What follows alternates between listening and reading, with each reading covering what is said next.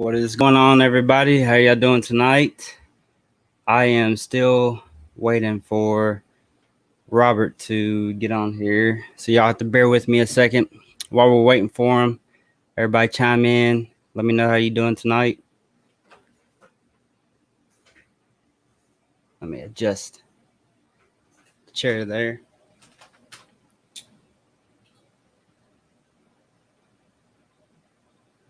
We got Rob in the house. KY Constrictors, what's going on, bro? Lekka, it's on. Yeah, sorry for the wait. I was trying to see if Robert was going to be able to get on here before I went live. He said, "Bro, I need to be blue."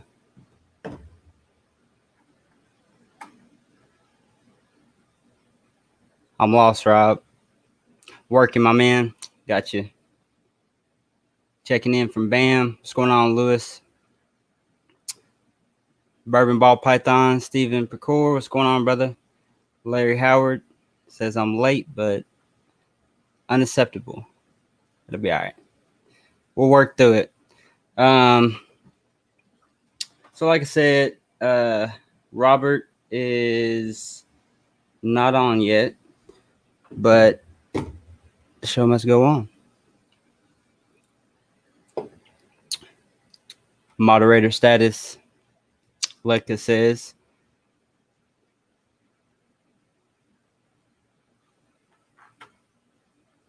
But yeah, guys, got my albino boa out with me tonight. I'm trying to get her like my big girls, super puppy dog tame. So try to socialize her every chance I get. Work with her head, make it to where she doesn't, mind me touching her head at all or working around her head. That's how you get a 6-7 foot grown boa constrictor who is puppy dog tame. So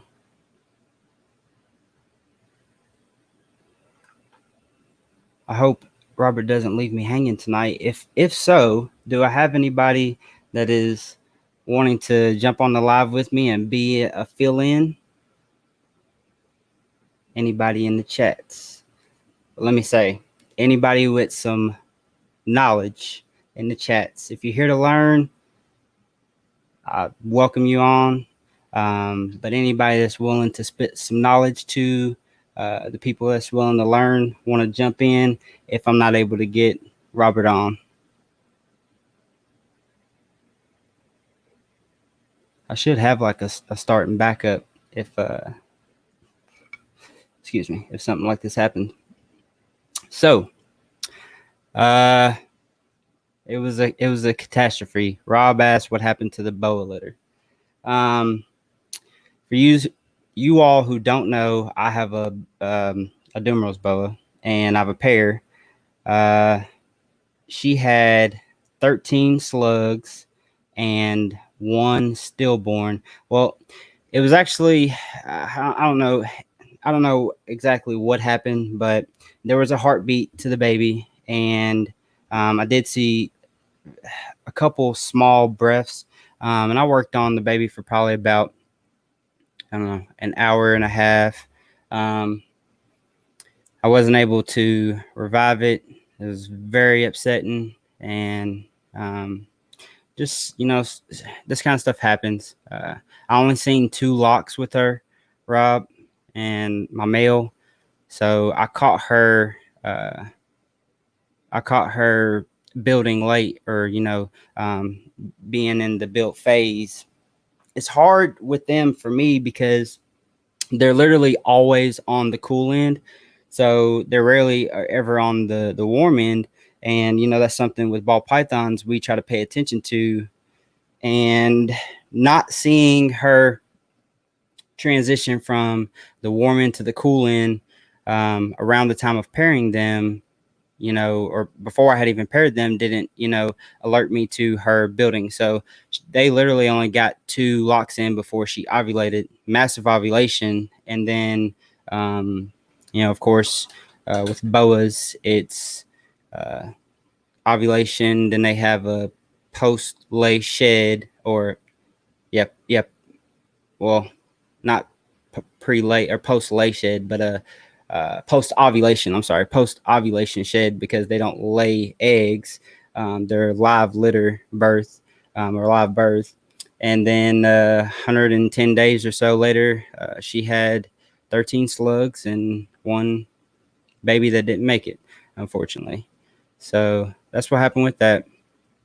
It sucked, and it sucked even worse because it came right after me cutting open the albino clutch, which all of them have shark jaw. So Casey asks, hey, how do you work on touching their head? Just touch their head. Nothing too special about it.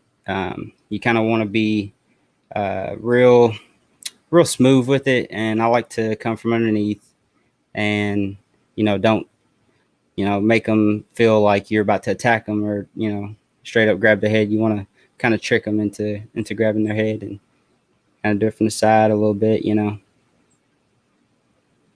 But like I said, I like to work at them when they're this size to make sure that they are puppy dog tame as adults. So, fun topic, and maybe Rob, maybe you've experienced this. I'm not lying. I swear to God,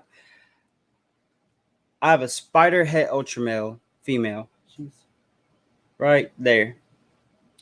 I fed all my hatchlings at about 3:45.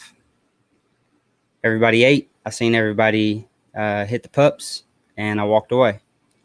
Met a guy who was getting some rat feed. My boy Justin. Hopefully, he hops up in here. We got done about 4:30 or so, and I came in and she was still wrapped up on the pup. She made that noise, or the pup made that squealing noise, and which alerted me to be like, what is that? And I looked, and she was still wrapped up. It's 8:00 now, and she still got that thing wrapped up. I don't know what to do, if I should take it away from her and euthanize it, and then try feeding her again. But this is literally her first meal that's been unassisted. So I'm kind of just hoping that she catches on to what she's doing and actually does the deed. The stuff that you go through as a ball python breeder. Let me say what's up to a couple people in the chat. What's going on, Zachary? So he asked, what is sharp jaw? So it's shark jaw. It's literally where the bottom part of the jaw is not fully deformed. So the mouth of the snake looks like this, and it resembles a shark's mouth, and that's why dubbed the name shark jaw. April, what's going on? How you doing? She says she finally got bit for the first time. Wasn't as bad as you thought it was. I can guarantee it.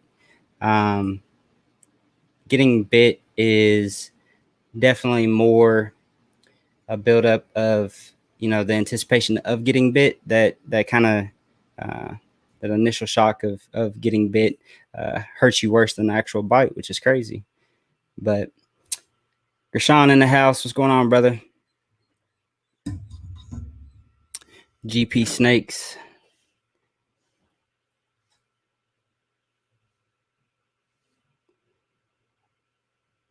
Larry says pull on the tail a little bit. So the problem is, Larry, is that this is her first time taking a meal unassisted.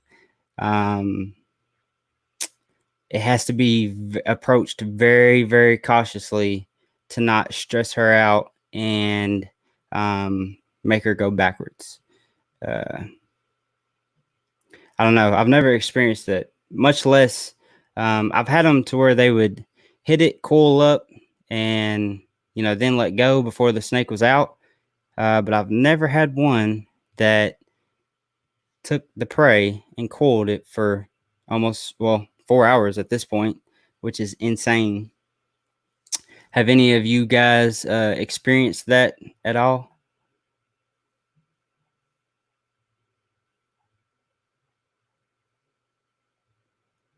So Travis Gardner says, really appreciate all the good information from you. As always, brother, I enjoy it. That's why I did this, started this podcast. Hopefully to be able to, educate at least one person on one little thing each week. And that'll be good enough for me. I actually had a girl message me earlier this week, and she said that she had found the last live stream on YouTube and that she was really appreciative for me doing it because she found it helpful on what we talked about with Dre from DW Exotics on the Tegu, and the stage of which her Tegu is at is exactly what me and Dre were talking about, where our Tegu is. So she found it very helpful, and that right there made it worth the time spent, away from my family, and the time that it takes and effort to put in to put this stuff together. So it all comes full circle, and that's really what it's all about. So Kimberly says, next time I'm in Kentucky, I'm coming to your reptile room to get bit by your babies because I'm terrified. Yeah, that could happen. It's hard for me to say, like, let's go in here and get you bit by a snake, right? Because it's kind of bad for both, parties. It's something you want to happen just when it's going to happen, and not, avoid it, no way to avoid it, type of thing, because snakes can rip out their teeth when they bite you. So I try to avoid getting bit at all costs. But, at the same time, it is inevitable when you own snakes long enough, or own enough of them, that you get bit, especially with hatchlings, because they are constantly searching for food. She must be too bright. I don't know why it's, hold on real quick. Why it's not picking up on her pattern at all. But anyway, I can definitely show you my hatchlings, and you can hold them. And if it happens, it happens. That's no problem at all. So April says it's not as bad as she thought it would be. It's more shock than actual hurting, and that's what it is.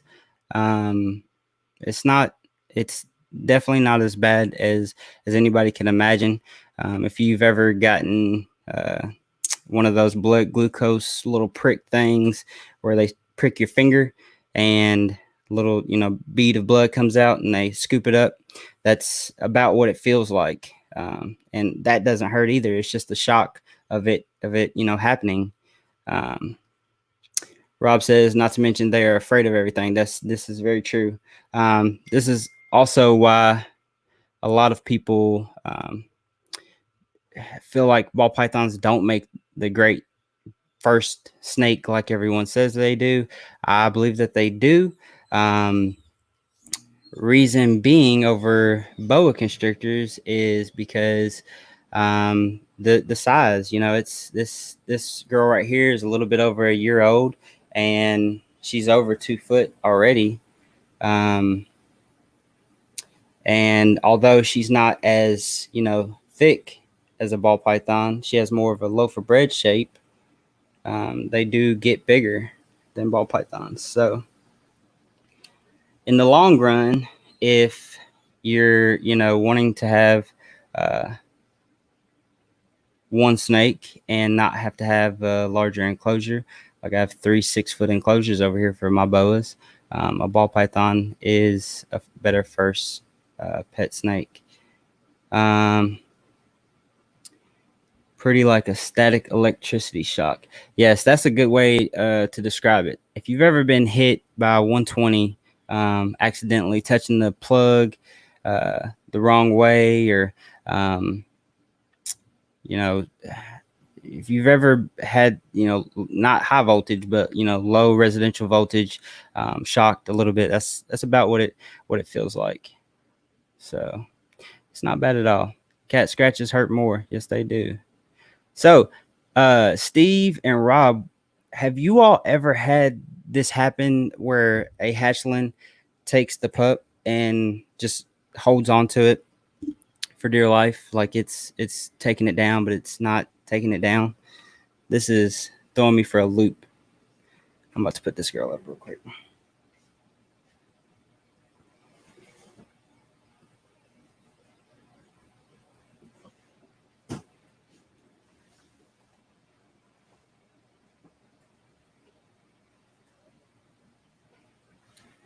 Like I said, she's got a good coil on her, so I don't know.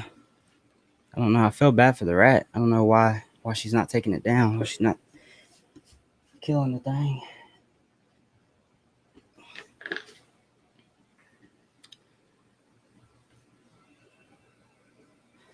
Kevin, how you doing, man? Thanks for joining in. It's supposed to have Robert from Bishop's Ball Pythons on tonight, and after sending him the link, I haven't heard anything. And he's on Facebook. So, Kevin, you want to get on here, man? Let me know. I'll send you an invite. I've already had Rob and Steve on here. I'd like to get on somebody new, but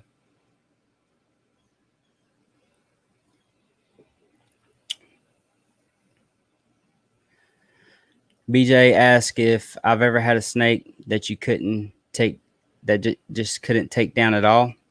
Are you asking like, it just wouldn't eat the rat, or kind of elaborate on that a little bit for me? Kimberly says she definitely thinks it's an anticipation of the strike that makes you nervous. I try to be careful with her baby Boa to make him feel safe. He has been so patient and trusting with me. I think we're both figuring each other out, and that's a good way to do it. You know, they're all individuals, and you definitely have to figure out your snake and learn that snake. And then they're gonna do what they want to do. They don't really care about what you're doing, what you got going on. They enjoy, most snakes do enjoy being out in enrichment. They are not necessarily enjoying you handling them. You know what I mean? They're not going to come to like a dog would, because and wagging their tail. Although some people feel like their snakes do. I think lizards are more on that playing field of wanting you to handle them or to do something for them, because they know what comes with interacting with you. Several times a week I catch Lola, my female bearded dragon, looking at me like, so you not getting me out today, or what's going on? It happens. So BJ is asking about tame down. So no, I mean, I've never had a not tame snake. I've had people that I've gotten snakes from that were like, it's really mean. I can't, get it to stop biting me. A lot of that has to do with the way that you keep them, the interaction that you give them. There's a lot of things that come into play with that, and I'm assuming since I've kept those animals correctly, or better than they may have been, I didn't experience that. And I also know how to read the snakes that I keep. I don't keep all snakes. I don't have Amazon tree boas and colubrids at all. So specifically speaking of boas and ball pythons, and I have a Burmese and a reticulated python, the Burm and the retic are very fresh to me, but neither one of them have bit me yet, or even tried to bite me outside of the enclosure, for that matter.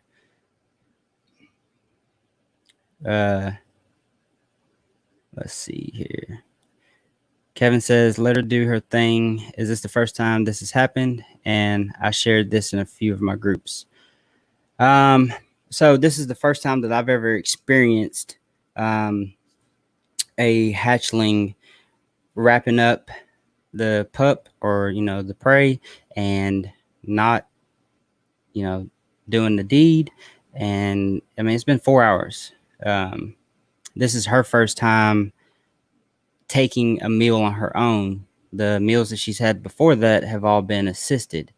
And basically, what I mean by that, for you all that have never seen an assist feed or know what it is, there is two different types of feed other than the well, I guess there's pinky pumping too, where you actually pump into the snake. But typically, you will try assist feeding a hatchling first if it hasn't eaten. I try to go no more than like 3 weeks after the first time I attempted to feed it, and then around that third week, I will do an attempted assist feed where I will have a euthanized, fresh killed rat pup and dip it in water.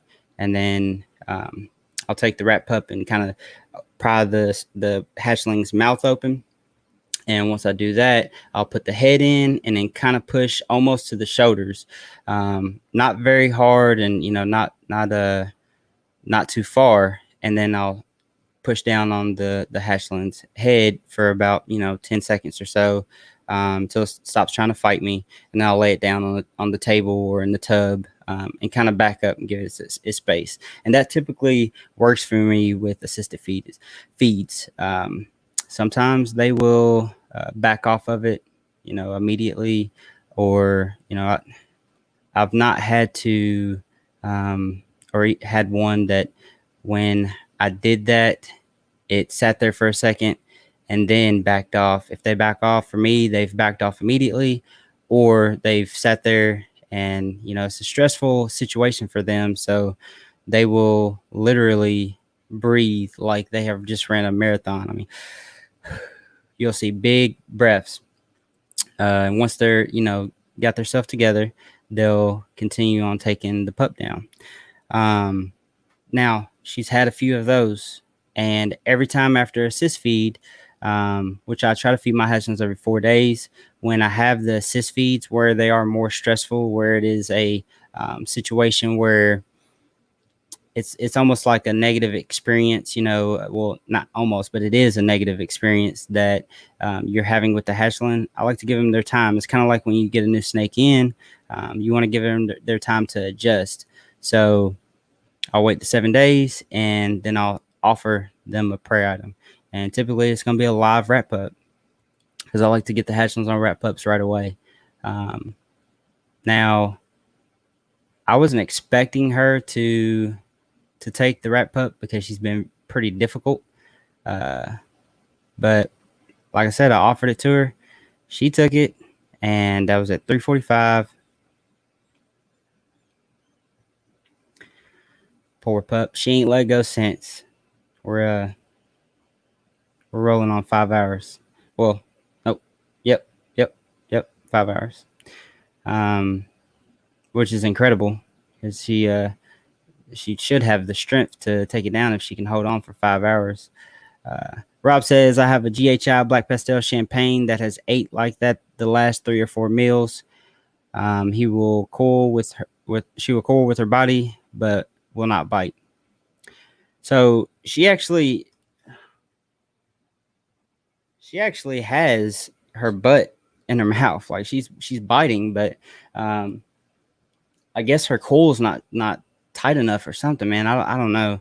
Like I said, I'm on the fence if I should even mess with her or not. I think I'm gonna stick with what Kevin's saying, let her do her thing, and hopefully she takes it down. So let me catch up some comments here. Alexandria, how's it going? Thanks for joining in.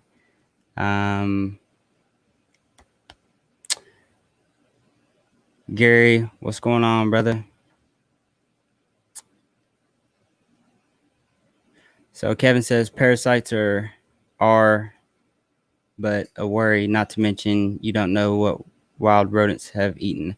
You must be talking about a comment in the thread. Okay, I see it now. Larry said, I have not done this, but in case someone decides to, what are the dangers of feeding wild caught mice and other prey? And Kevin definitely answered that. That is not something you don't want to do, but parasites are the biggest thing. Not to mention I mean, you just think about the life of a wild animal and a wild rodent, eating this and that just to survive, and it gets into some borax or some chemicals that may not kill it today, but will kill it in a couple days. But it's in their digestive system, so it's poison, and it will definitely transfer over to your animal. It's not something that you ever want to do, um, at all, at all. You just it's never recommended, never at all. Yes, appreciate that, Rob. Y'all hit that like button, because it definitely looks like I'm gonna be doing a solo show tonight. It's all good though. Um, like I said before, if there are anybody in the chat that has some knowledge that they want to drop, just let me know, and I will send you an invite, and we'll get you on here for a few minutes. But I'm still going to talk about something that I wanted to discuss with Robert. He is the U.S. distributor, or one. I don't know if there's multiple, but he's a U.S. distributor of Dragon Hatch trays. So I was on the fence about Easy Hatch trays because light diffusers from Home Depot are fairly cheap, and especially when you're just getting started, and you're trying to cut costs down wherever you can. $10 a tray is pretty expensive. So when I heard of the Easy Hatch trays and I seen them, I liked them. I won't say that I did not like them, because I did, and I probably still would have got them if they hadn't came out with these Dragon Hatch trays. But one thing I noticed was that anyone who had a clutch that was, I don't know, 6 eggs or bigger, and if the eggs were any good size, they had to use 2 of them, or it was just, it was never really enough room with the Easy Hatch trays, because the way that they're positioned is they go straight across, right?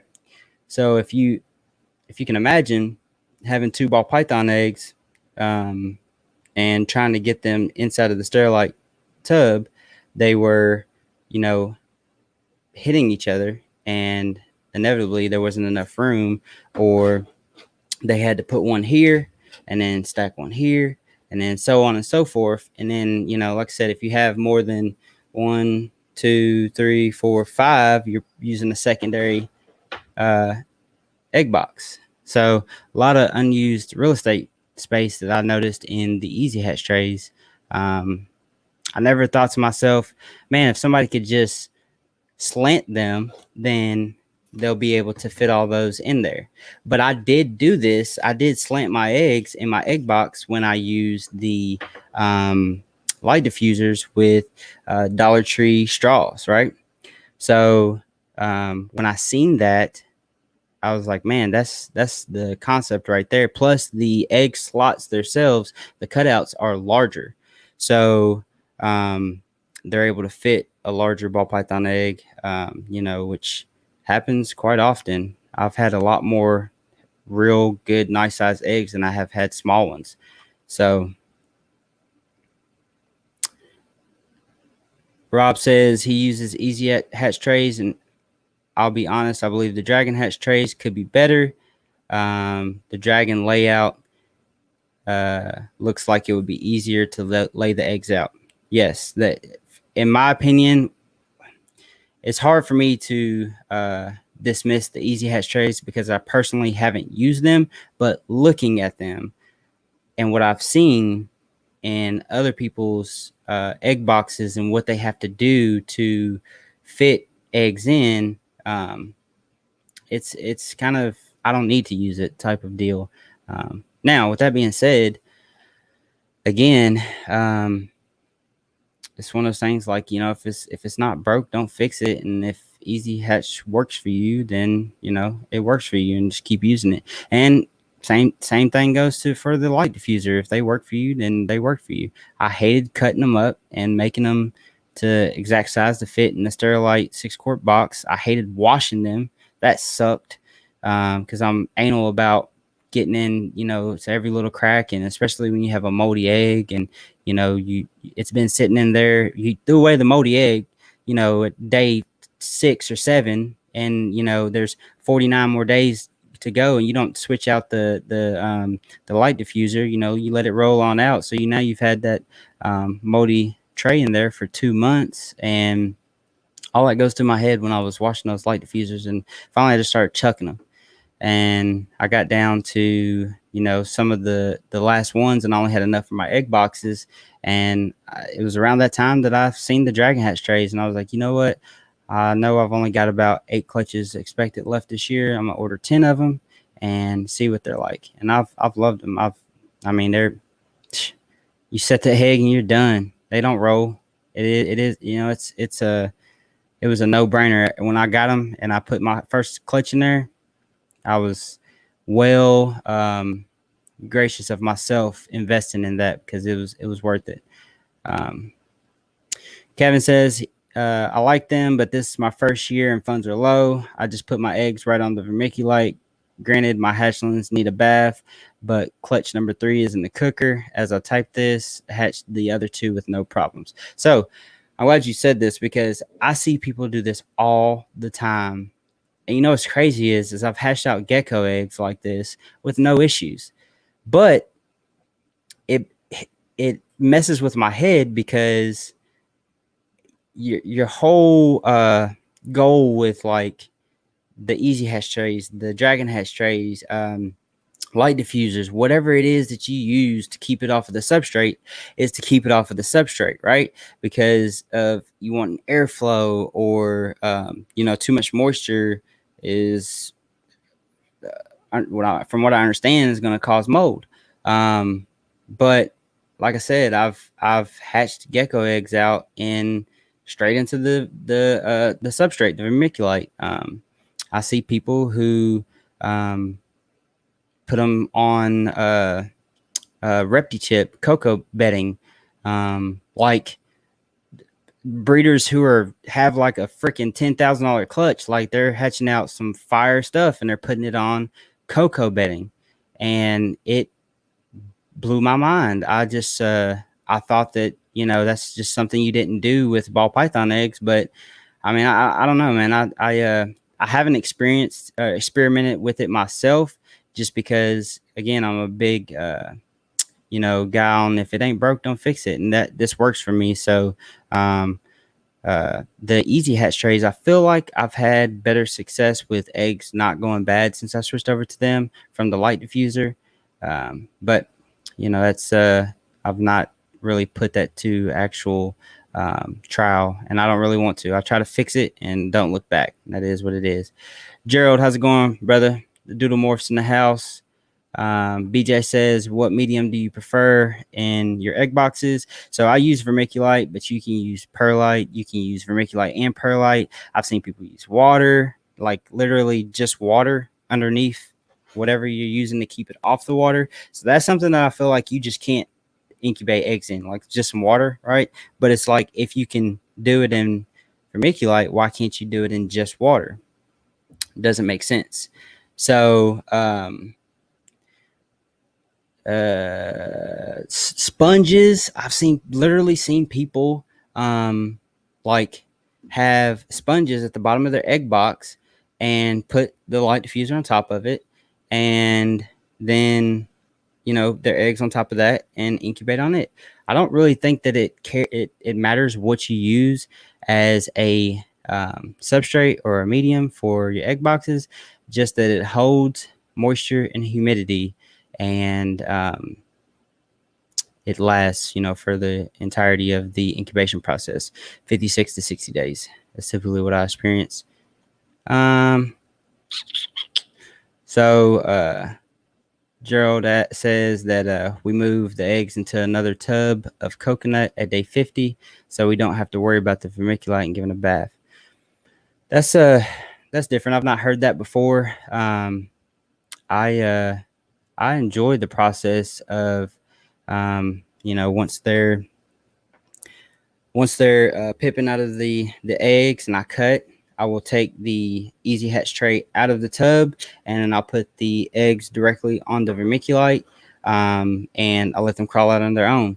Once they are out of the egg completely, everybody's absorbed their yolk sacs, then I will take them and put them in a bath. It's almost like it, wakes them up, livens them up. I'm able to wash them up real good, and then I put them on a moist paper towel for however long until they shed. And once they shed, then I put them on a dry paper towel with a little cup of water, and I keep mine in the incubator for 7 days. That has gotten me a real high percentage of hatchlings that eat right out the gate.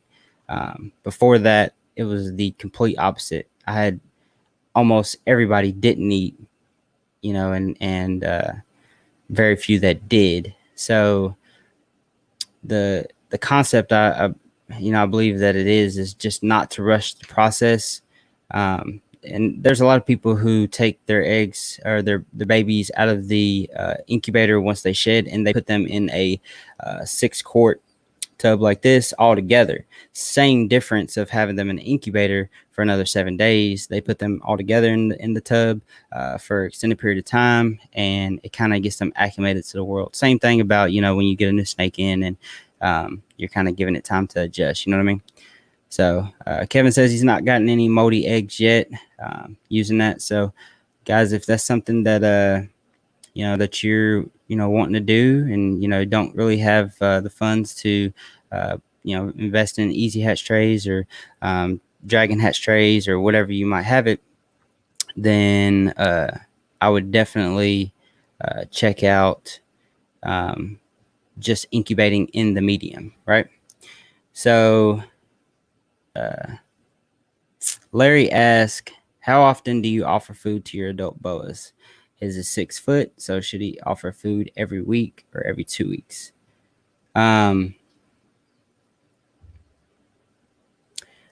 So as an adult, for feeding guideline, I say every 2 to 3 weeks, depending on your prey size. But with boas, you do not want to have a noticeable lump when you feed them. So I got Robert here on the messages, and I think we may have a time zone difference, and that's where we messed up. I didn't think to ask him where he was at to see.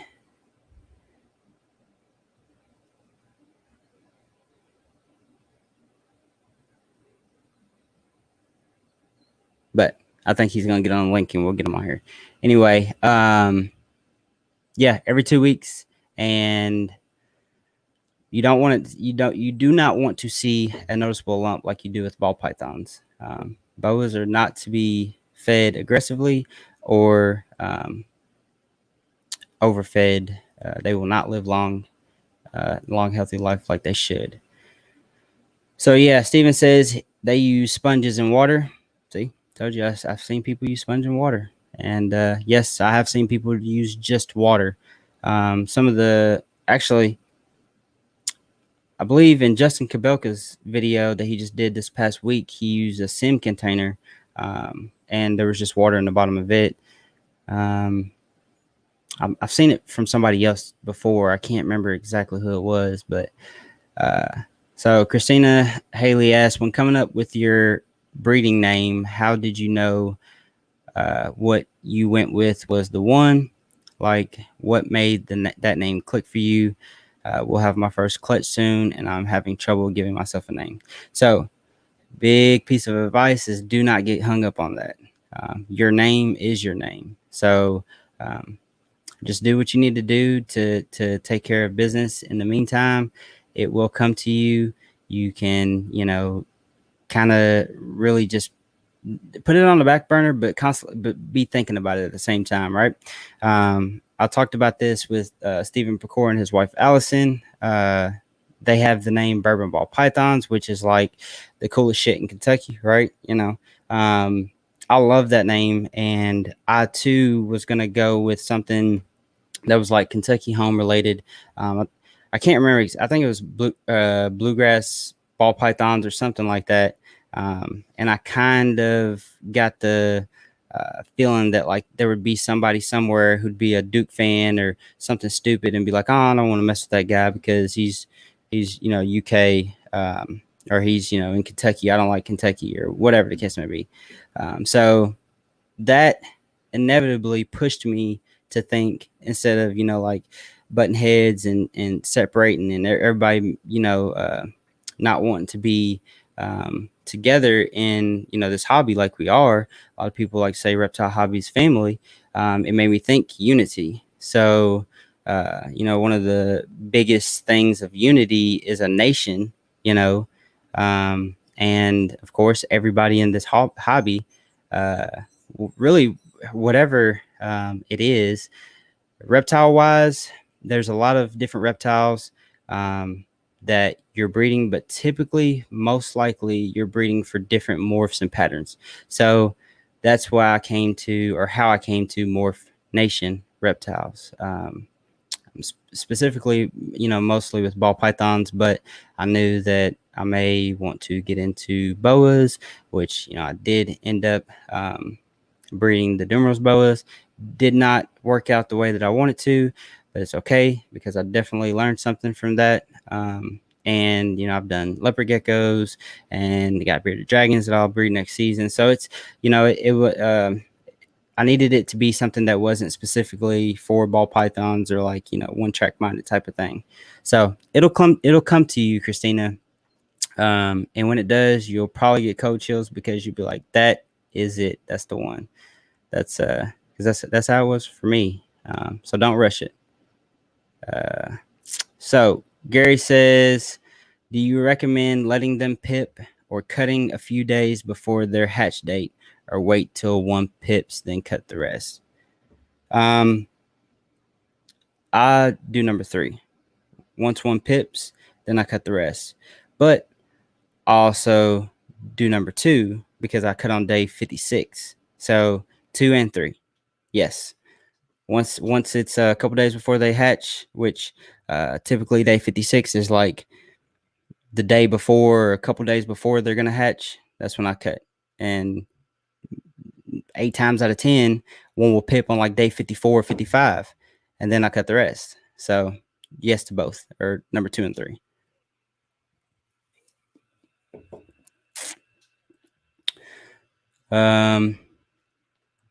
So Rob says, dang, I'm lacking behind on comments here. He says, just water works great. He's done all types, just as long as the water doesn't touch the eggs. It doesn't matter if you use a light diffuser, hatch trays, permits, aquarium, gravel, just so that they have humidity. That's what I was getting at earlier. I don't think it matters really what you use, just as long as they don't touch. And Gerald says, "Oh yeah, there's all different ways people do it. I think the important thing is not sending out your animals that aren't ready to go out, but some folks do it anyway." Excuse me.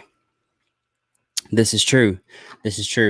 All of my hatchlings, I do little marks, and it's a feeding, right? So I typically know, what off those marks where they're at and they're feeding, and once they get to 6, then I know that they're good to go. And I send out all my hatchlings with a hatchling card, and that way the new owner can be able to track the feedings and stuff. But I will keep marks on there on the tape that you see right there with the hatchling name, that lets me know where they're at in their feedings, how many feedings that they've had. And like I said, I've had a lot less that aren't eating than that are eating this season. So it's a lot easier for me to keep up doing the method that I've been doing. So don't send your babies out until they're in good shape, folks. Is the moral of the story. And that's what Gerald's saying. Don't do it. It's not right. So I got Robert Bishop backstage with Bishop Ball Pythons, and I'm going to bring him on, and then I'll catch up with the rest of the comments. What's up, brother? Can you Hey, hear me? what's going on? Can you hear me? Yeah, can you hear me? Yeah, man. I can't see you. I know. Let me see. Hang on a second.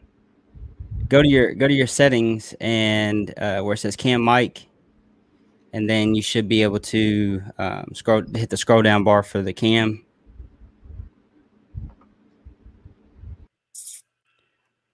So GP says working with that now with some future guests. So I guess you've got some that maybe a couple hours time difference in different time zones that he's trying to get them to come on. I've had actually the only one that I've had that was in a different time zone was you, Gershon. Only I've only had that one, but I think that's what's happened with Robert too. But it's all good. Uh, Rob says, "Hey, not sure if you have seen, but he's hosting a fundraiser for Chris Reedy Iron Dog Reptiles on September 19th. He has stage 3 cancer and can't work. There are going to be some great prizes." That is, I'm sorry to hear that. And if you guys can head over to KY Constrictors, Rob is that on Instagram and Facebook. But check out KY Constrictors social media. I'm sure he's got that up there to where you can get into that fundraiser and help out Chris from Iron Dog Reptiles. And it is definitely for a good cause. So you guys head on over and check that out after the show. GP says that he uses sponge and water. Gomez Pythons uses sim containers.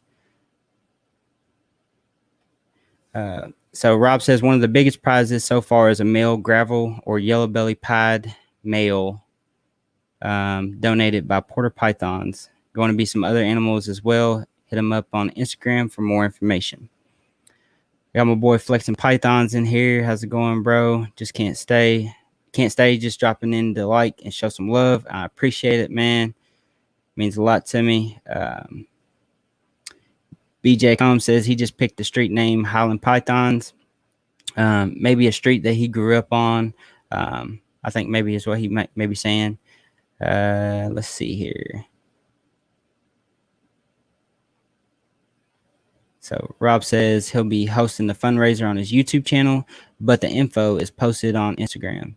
So y'all go over and check that out on Instagram and get in on that fundraiser because it is for a good cause, and we spend money on way dumber shit than helping somebody out that is in having a bad time in their life. You know what I mean?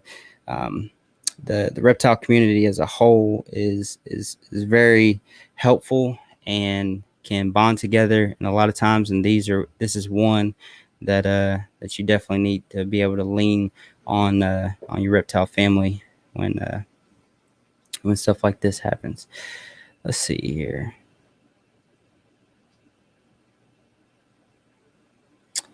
So Robert's having a hard time getting back into the live. Let me see if I can send him an invite again. Y'all bear with me for 1 second.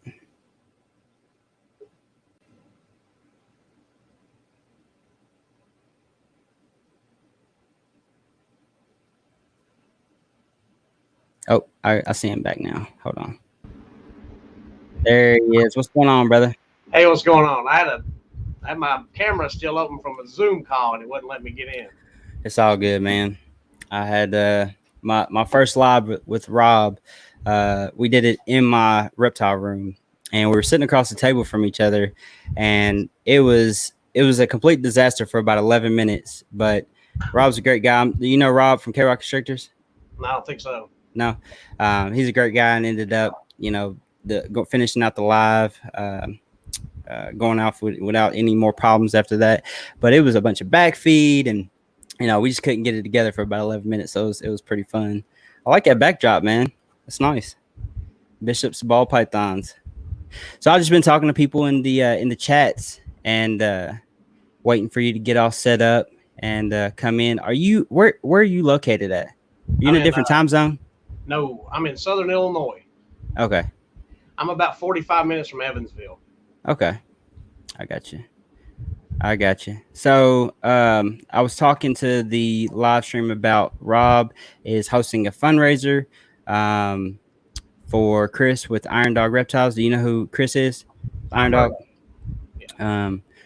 He has stage 3 cancer, and he is hosting a fundraiser to help him out. $10 spots, unlimited spots are available. Another animal is a pastel butter, 100% het hypo, 50% het clown female. Just telling people to kind of go over there and check it out and help if you can. So trying to catch up on these comments, man. I was almost caught up, and then people just started hammering back to back.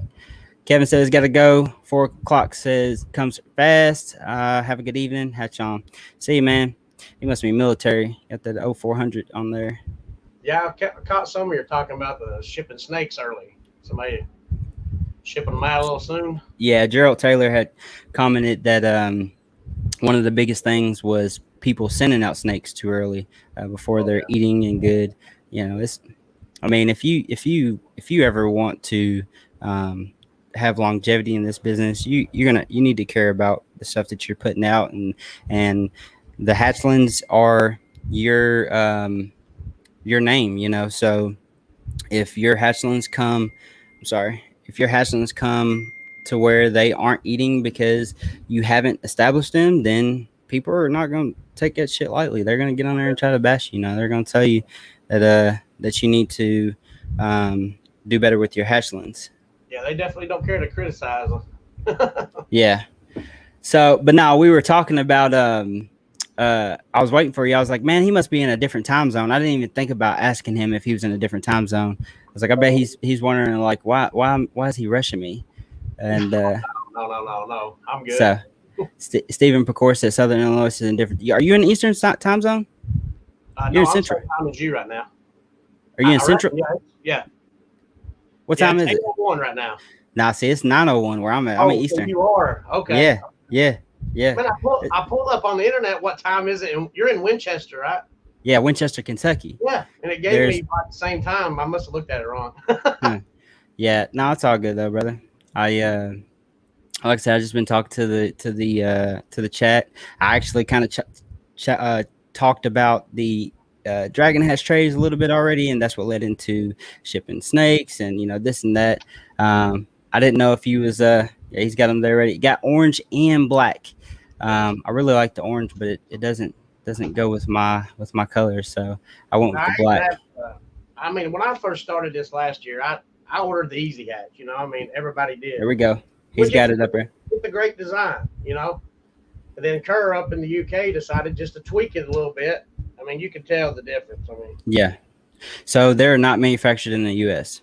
Not yet, but there is a lot of knockoff companies coming. We've seen that already. Yeah.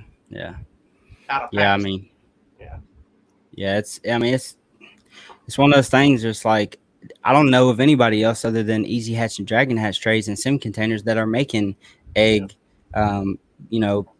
holders that go in your egg box. So it's one of those things, man, where I can definitely see people coming down the pipeline wanting to get at the front of that train. I'm surprised that Dragon Hatch. What'd you say now? I just said it's all personal preference. I talked to a lot of people. They're like, man, I don't even want them. I just stick them straight in the substrate. I mean, and that's what I try to explain. I'm like, you know what? I understand it's all personal preference. Yeah. It's like it don't take a $3,000 rack to breed a ball python. It's Exactly. all what you want. Exactly. I built the rack I have. Everything was built by me. Yeah, and you got some nice stuff, man. I know we've talked long time now. You showed me a lot of the racks that you've done, and they're definitely top notch, man. I took Jason Bigler when he was doing his. Yep. That's why I just took all of his stuff, and I sent him a message and said, hey, I think I've used your blueprints more than you have because I've made so many of them. Yeah. He goes into grave detail, man. Like, he's very, very detailed on how he does that stuff. And I remember there was one that I was watching where he went into like the program that he used. I was like, shit, man, this is a little much. And I'm a maintenance technician, so troubleshooting and figuring stuff out is my job. That's how I pay my bills, and Yeah, Um, that's why I reached out to him. I said, "Hey, I appreciate you putting your plans out there." And I sent him a couple of them Dragon Hatch trays to try out because I mean, this is just my second year in it. I don't have a lot to send out, but when I got yeah, them, that's my appreciation because I mean, yeah, every little thing helps. yeah, for sure. Um, so Rob has a question for you. He says, "How much are the trays, and do they make KY constrictors blue?" No, unfortunately, they're not. Honestly, I just charge $10 a piece plus the shipping cost, and I'll sell one to 100. A lot of times people want you to order six or something at a time. Yeah, I I've had a lot of people just reach out and it's like, hey, can I just try one? Yeah, yeah, I don't mind one bit. Now it shows I usually just sell them for 12 because there's no shipping involved at all. But right. try to do it $10 each, which I think that's pretty fair. Yeah. So you do shows?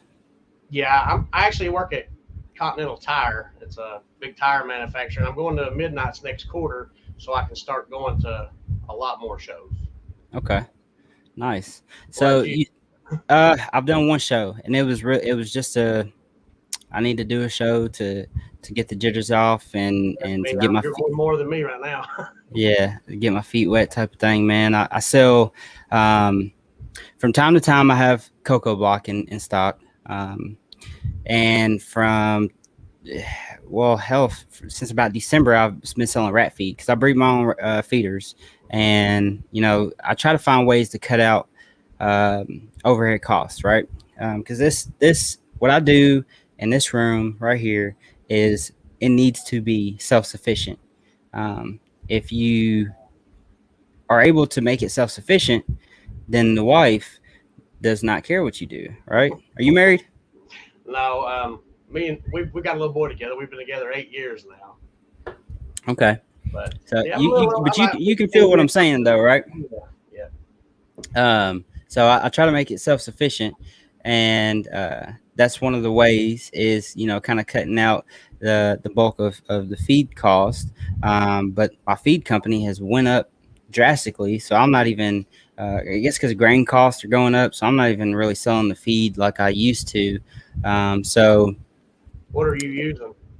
Tucker Millen Tucker? Rodent I think Cubes. that's down your way. I tried to get that, and I couldn't find it around here. Yeah, they're in Alabama. I'll use that Colin ball. Gunnersville. Yeah, man, shipping's ridiculous. And I mean, it gets here the next day, but it's ridiculous. Yeah, it's high. Um, so you stated that this is your second year ball python in ball python breeding specifically. Period. Period. So never owned a reptile before 2 years ago. July 31st, 2019, I bought my first ball python. And what are you out count wise right now? A little over 250. 250 snakes. Yeah. Jeez, man, That's including hatchlings. you got bit bad. That bug bit you Yeah, I bad. feel hard. And two reticks. Okay. See, I thought that I was bit bad with it, but that's up there, man. That's a lot of snakes. How do you keep up with that? It's not easy, but Yeah. like I said, my fiance stays home with the boys, so I work. She stays here. I mean, she don't care one bit to go clean the rats, or if I'm at work and somebody wants a picture, she'll come in here and send me the pics, and we just kind of do it together. I got you. She handles all the secretarial stuff for me. I got you. You I don't mind got to you. get me to do it. So she's not afraid of the snakes at all, huh? Rob says work is calling him and try to get back if you can. Much love, bro. Appreciate you stopping in, Rob. Get that money. So I'm a sophomore as well in my ball python breeding career, and I don't have not half of what you have, but I also don't have. I've seen some of your snakes, man. You got some pretty high quality snakes, man. That's another thing is like, there's a lot to be said about someone who has 250 snakes. There's even more to be said about someone who has 250 quality snakes, right? I mean, you've got VPI Xantic Pied. You have I seen this one I seen earlier today that I was looking at. I was kind of drooling over the Russo Clown you just picked up from Brian Pate. Yeah, she's That's a beautiful snake there, man. It's like I Yeah. wanted a spot nose female with no pastel. Well, Yeah. at the time, Ryan posted her, and I was like, whew. And then I was like, well, let me go ahead and get it. So I went ahead and grabbed her. Yeah. Yeah, Yeah, that's nice. definitely a nice snake right there. I tried to get it to come on the overlay and saved it to my computer. I couldn't get it saved, man. I don't know what was going on with it. Oh, I can Um, show you firsthand if you want to see her. yeah, get her, man. Get her out. That'd be awesome. So this snake is a clown combo with one of my favorite genes, and that is Russo. I had Russo in my collection before um, I really seen it in clown, and once I seen it with a couple different combinations, I knew that was definitely going to be a project of mine. So I'm gonna put you up here on the screen by yourself here.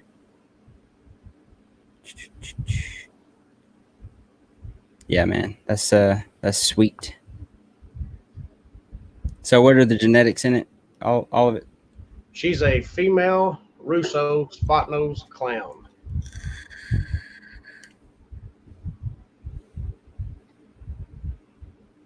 And of course, like you said, Ryan Pate made her, which he's got a lot of nice Russo combos right now. Yeah, yeah, she's definitely sweet. I have a See, Russo male, but like I said, I seen her and I had to have her.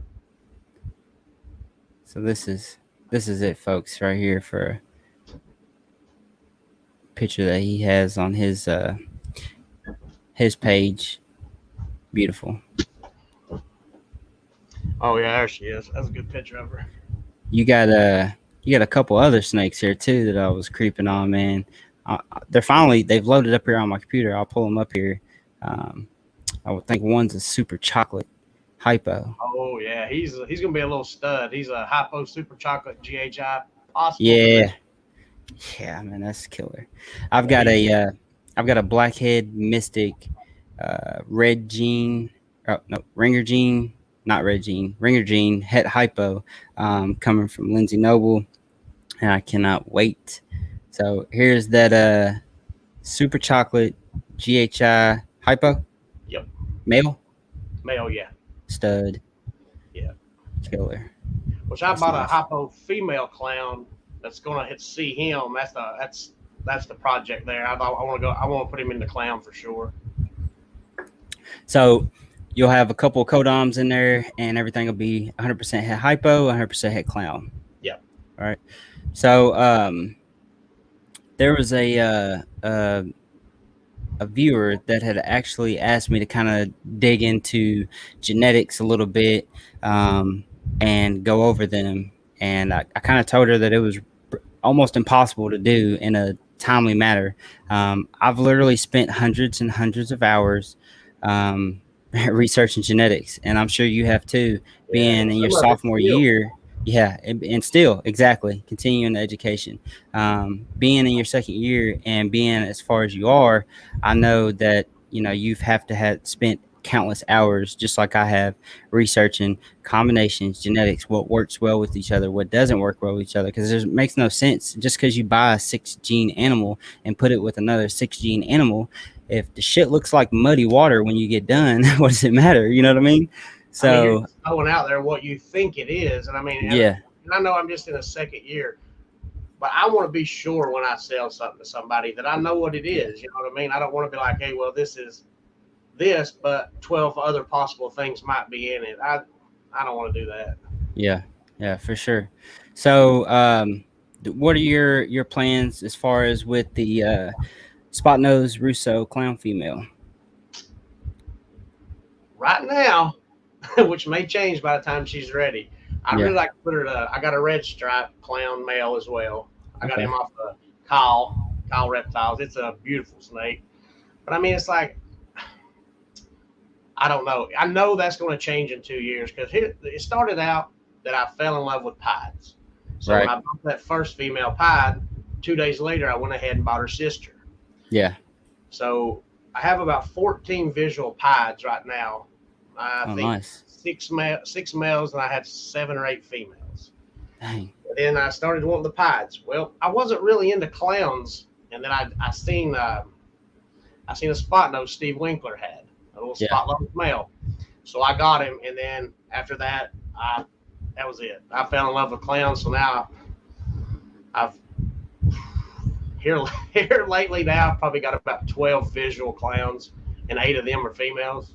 Yeah. But I mean, I'm having to wait on a lot of them to grow up, which that's the name of the game. Yeah. It's definitely a marathon, man. It's not a sprint. No, I'm sure you have seen this as well. I've not been in very long as far as the ball python breeding goes, but I've seen my fair share of people get in and get right back out, and those are the people who didn't have that drive to to be in for the long haul. They're wanting a quick return, and it's not a quick return. Hell, I mean, man, I can't imagine the amount of investment that you have put in 250 quality ball pythons. I know that sometimes I try not to think about how much money I've spent on my little 75, 80 snakes that I have in here counting hatchlings and the equipment, hell, $200, $400 herp stats add up, now you've saved some money with building your racks, but you still had to buy the material, and that stuff's not cheap. So it's definitely, not to mention weekly feedings, maintaining and stuff like that, electricity bill. I mean, 250 tubs. I don't even know what that would run, man. But yeah, it's a hellacious investment, man. It's a hellacious investment, and to think,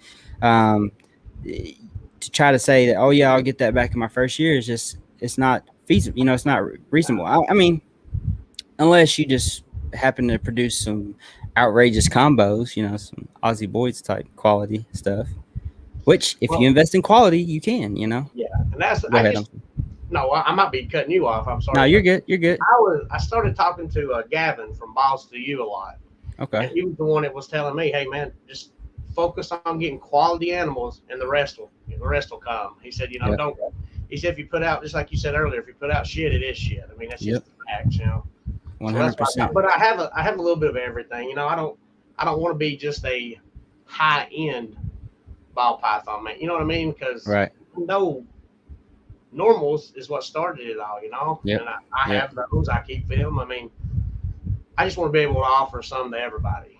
Yeah, and that's I had a viewer ask me, about names, and how do you come up with your name for your business, ball python breeding or reptiles in general, and how do you know that that's the one?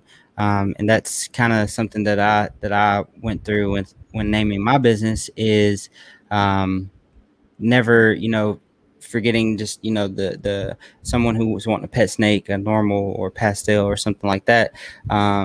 So my slogan is there's a more for everybody. So I will always have snakes that produce the single genes, even normals, or I like to see kids get into this hobby as well. I had a little girl earlier this year, and I posted to my Instagram, where she had researched for 2 years for her parents to allow her to get a ball python. And I had a 36 by 18 by 12 PVC enclosure that I had got in on a package deal. I set it all up for her with literally her dad and her mom and sister and her came. They picked it up. I had it set up with a thermostat, the temperature set just right, and told them that they had to play with it a little bit when they got home because their indoor temperature was going to be ambient temperature was going to be a little bit different than my ambient temperature. But set them up 100%. And she came back like 2 weeks later and got her ball python when it was ready. And it was just a great feeling altogether. And I, gave her it was a Banana Russo at a more discounted rate because I thought that was amazing that she had studied for 2 years to be able to say, I know how to take care of this animal, and I will give it a good life. So that was awesome. So that's something that kind of I never want to lose, is like being able to provide for people like that. So Ross says the normals are the best. I hear you, brother. It's kind of like at a back home feeling, never forget where you came from, type of thing. So, but anyway, man. So you said that it's been 2 years since this July makes 2 years. This past Yeah, July, yeah. 2 years since you started keeping snakes and reptiles in general. And now you're up to 250, and that's two retics as well. Yeah. How are Well, your? and two retics. They're just a little over a year old right now. Okay, I've got one, and he is a little over a year old as well. What kind do you have? They're both. Um, I got the male is a platinum, but he's 100% het white, and the female is a tiger. She's 100% het white. I didn't ever have any intentions in breeding them, but I went ahead and got a male and a female just in case I get the wild hair. I'm Yeah. liable to, but I don't really see it coming. But it may. I don't know. It's not. I don't want to. I fell in love with ball pythons from that first pod, and I'm still. I mean, morph market to me is an addiction Yeah. because it's like I'm like always like I wonder what else is out there. But then every time I get on it, just like that Russo spot nose. The same night I went ahead and got an ultra male pied male. Oh damn. Oh yeah. Yeah. So, for you all who don't understand the German that we're speaking, ultramel is recessive and pied is recessive, and double recessives are not cheap, especially those two because those are very sought after genes. I had I don't know if she was like serious or just putting it out there just to see if someone would bite it, but a woman on Morph Market was selling a like 4-year-old ultramale pied female for $15,000. Now, granted, a breeder female pied may be worth 5,000, or female ultramale pied may be worth 5,000, but 15,000, come on now. And she was like, "This is not for a beginner breeder or anyone who's not serious about investing." And I was like, I mean, it ain't worth 15,000 either. You know, I'll take 15,000 and go to Adam Chesley and get this zebra gene. Have you seen that? No, I haven't. You haven't seen it? Oh man, you gotta No, go check it out. It is killer. I may be putting you in a okay. I need a zebra pied, but one of those definitely probably will run you 50,000 back. You know, like they were back in the day when people would sell snakes, 2 snakes to pay off a house. Oh my God. But yes, ultramale pied female. Is she a hatchling? No, I got a male. Oh, you got a male. That's right. I'm sorry. Yeah, I got I'm a sorry. male. Yeah. That's nice, man. I love ultramale. So are you ultramale over monarch or you both? I am. Okay. I am. I mean, I've not looked into the monarch enough. Oh, GP's in here. People, and you know, they say monarch, but then they said ultramale is just not even explored yet. I mean, I already had a male and female ultramale, just single genes. Yep. And I thought I'm just gonna stick with them because that's what I already have. Yeah. Yeah, I've got a male ultramale. I'm putting him to a pastel hypo female this year, double heads. I put him to a spider het ultramale last season, split breeding with a buddy of mine, and we produced 5 visuals and 1 het. And the spider het ultramale is currently in going on our 6 of strangling this rat pup, and she ain't winning. It's crazy. I ain't never seen nothing like this before. She's this. You'll probably hear it from time to time squealing. It ain't dying though, but she's got a hold of it, which is crazy. What's going on, Chess? I did produce a couple double lemon blast double het DG pieds this season. Oh, nice. So you've got a you got DG. What visual DG are you working with? Lemon Blast? I bought a Lemon Blast DG breeder male off of Aussie. Oh, nice. And I stuck him. I put him to a normal. I put him a couple. I put a pinstripe. That's where I got the Lemon Blast. I also put him to a pied, which actually the pied was a split. It was a dual sire clutch between my Sandblast. Okay. So there was multiple snakes from one dad and then others from the other. Yeah. Okay. I think I seen you post those hatchlings. There's a Sandblast pewter. Yep. It's a pretty sharp looking snake. Did you hold that one back? Was it a male or female? I've got both. Both. Yeah, Two of the and I'll same have snakes. and I'll have some for sale too as well because I think I have two females and I think three males, and I got a cinnamon sandblast female. I mean, I like to keep them all, but I know I can't. Yeah. Yeah. Yeah. That's the unfortunate part about it is you can't keep them all. Um, I uh, I really like the urban camos, but Sandblast, the gene itself is not cheap. So it's been a hard project for me to get into. I went the gray matter way. Yeah. Um, I'm gonna try to hit. I've got two females that I'm trying to produce gray matters with this season. So we'll see how that goes, or Now this I did upcoming make season. a very big rookie mistake this season. What's that? I paired my VPI pastel exanthic female to a firefly clown and the DG lemon blast.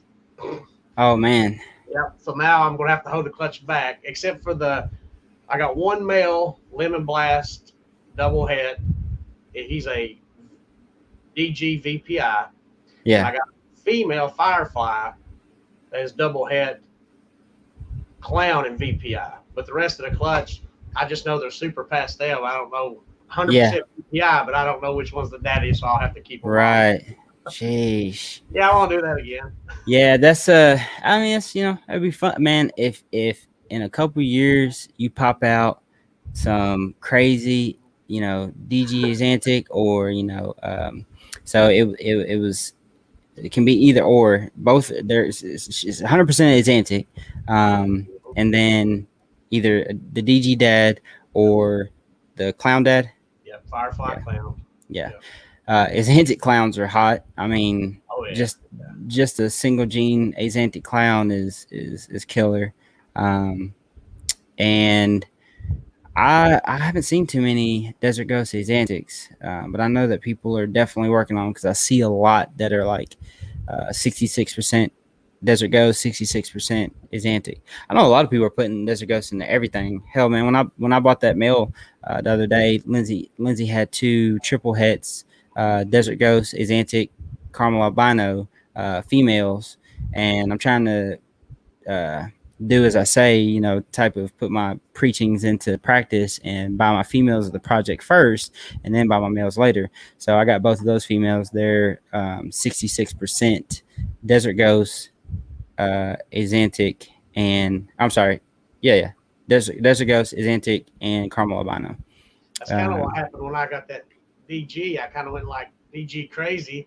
Yeah. And I stuck him in with her once, and that was it. And then I Yeah. paired her up with the clown. But then when they hatched, just that one time, it was enough to let me not know. I don't know what the rest of the clutch is. Yeah, for sure. Gershon says he's team both. He's talking about the Ultramel Monarch. He's got a Het Monarch, and we've went back and forth on a few of his podcasts. He does a under 1,000 subscriber podcasts on YouTube where he brings on people who have YouTube channels or may not have YouTube channels and kind of pushes them to put out more content and introduce his viewers to them and their viewers to him. And great guy, but he has this conversation a bunch on his podcast. If Ultramel or Monarch, for me, man, it was just the affordability of Ultramel. Monarch's just outrageously priced. I don't think that they're definitely not the same gene, but I don't think so. but we'll see how it plays out. I know somebody's going to come out with some crazy Monarch combinations in the next 2 years. Yeah. BJ, we'll see you later, man. He says 3:30 is Colin.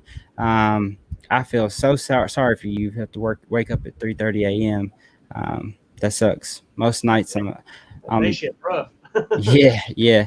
Now you work night shift too, don't you? I'm on like the evenings. Right now I work like Thursday, Friday, 3 p.m. to 11. Then on the weekends, I work 11 a to 11 p.m. But I'm going to switch it and go to midnights next go okay. around. Midnight. We switch it for 6 months. Like starting at midnight? Or yeah, three? I'll go in at 11 p.m. and get off at 7 a.m. Sunday Okay. through Thursday, off Friday, Saturday, Sunday. Okay. Nice. Yeah. Um, Spent 8 years in the coal mine, so I figured I got out of that. okay. Where about? Virginia, that's where I'm Virginia? from. Yeah. Okay. Then I moved up here for the coal mines. We ended up getting laid off, and then I've been at the Continental Tire for a little over 5 years now. Yeah. It's dangerous work. A buddy of mine, been good friends with past 7 years or so. He's from uh, Eastern Kentucky. Shit. What part? Whitesburg. Okay. I was born in Harlan, Kentucky. Okay. Yeah. And his dad owns a coal mine company. Oh, cool. I think he actually just got out of it, but he had a company that kind of screwed him out of a couple $1 million contract. His dad did, Wow. and I think that's what got him retired. Not wanting to be in it. But I've heard some crazy stories from him, man, about coal mining. So. Yeah, it's a different world. So April says she's got 4 ARS racks in a week. She's about to pass out. Yeah, I'd be knocked out if I ordered 4 ARS racks in a week.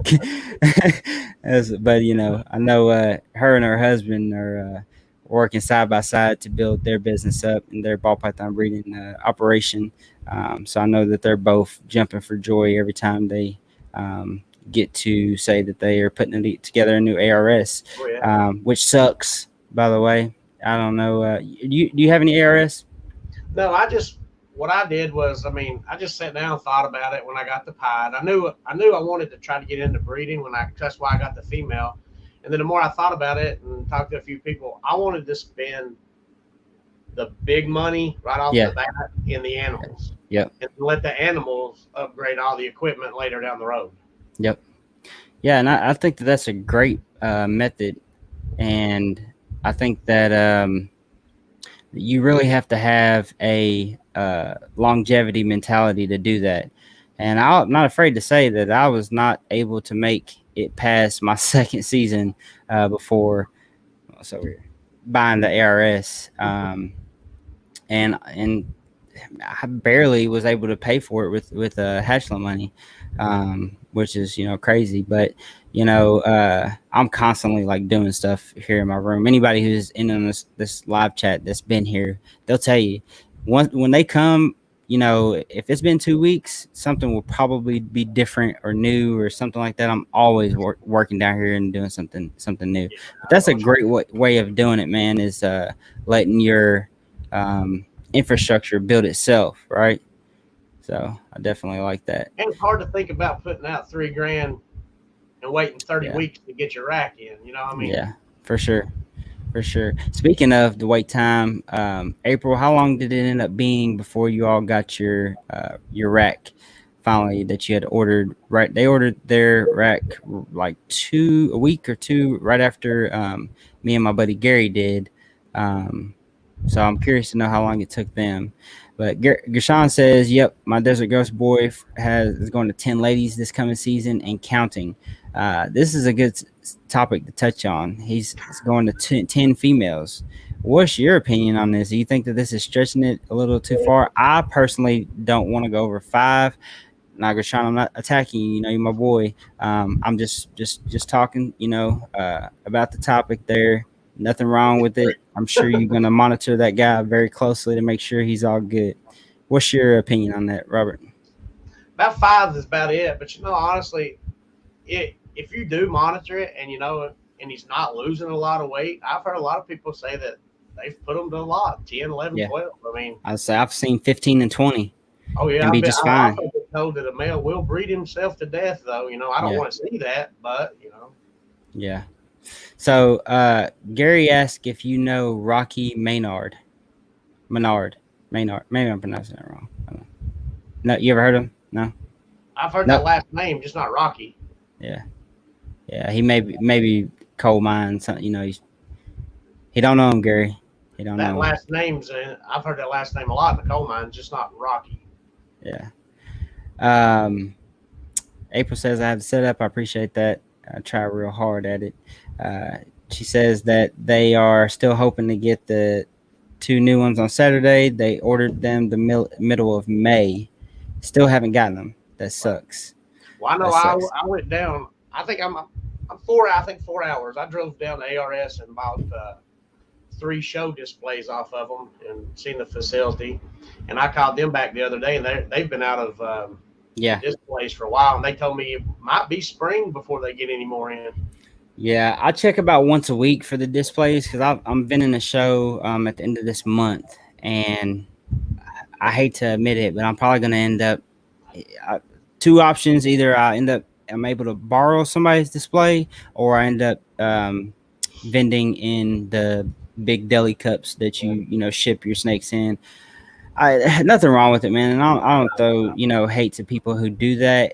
I just like to, certain type of presentation that I like to put out there, and that's just me being picky. Yeah, but everybody knows right now too that everything's out of stock. I mean, they understand, but yeah, it is. The weight right now, man, it's crazy.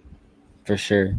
So, is the ball pythons you keep or the retics that you keep your favorite as far as what you keep? I'll be honest, the ball pythons are my favorite, but I would rather handle the retics. Yeah, they interact better, man. They definitely. I mean, the moment that you have them out to the time that you put them up, they're curious. Curious. They don't stop thinking, man. You can see it in their eyes; they're always thinking. Yeah. I have a melanistic retic, and he has some. Sometimes I have to tell myself not to look him in the eye. They say you never win a staring contest with a snake. I feel like if the longer I look at him, he's gonna be like, I will strike you, I will get you. He will. But he's never bit me. And when I first got him, he actually had mites really bad, and I had to treat him for mites. And I'd never seen this before. He had mites lined in his eye, and I had to take water and gently spray it out. I felt awful, but I had holding his head, and I had this snake for several hours, 4 or 5 hours, and I'm holding his head, and he's completely fine. Didn't bother him one bit. But male, he's hook trained good, but my female, man, she don't want nothing to do with it. She don't like to come out. She don't want to be touched. I mean, I try, but damn, you don't take your eyes off her, because you turn in, she'll snap you. Yeah.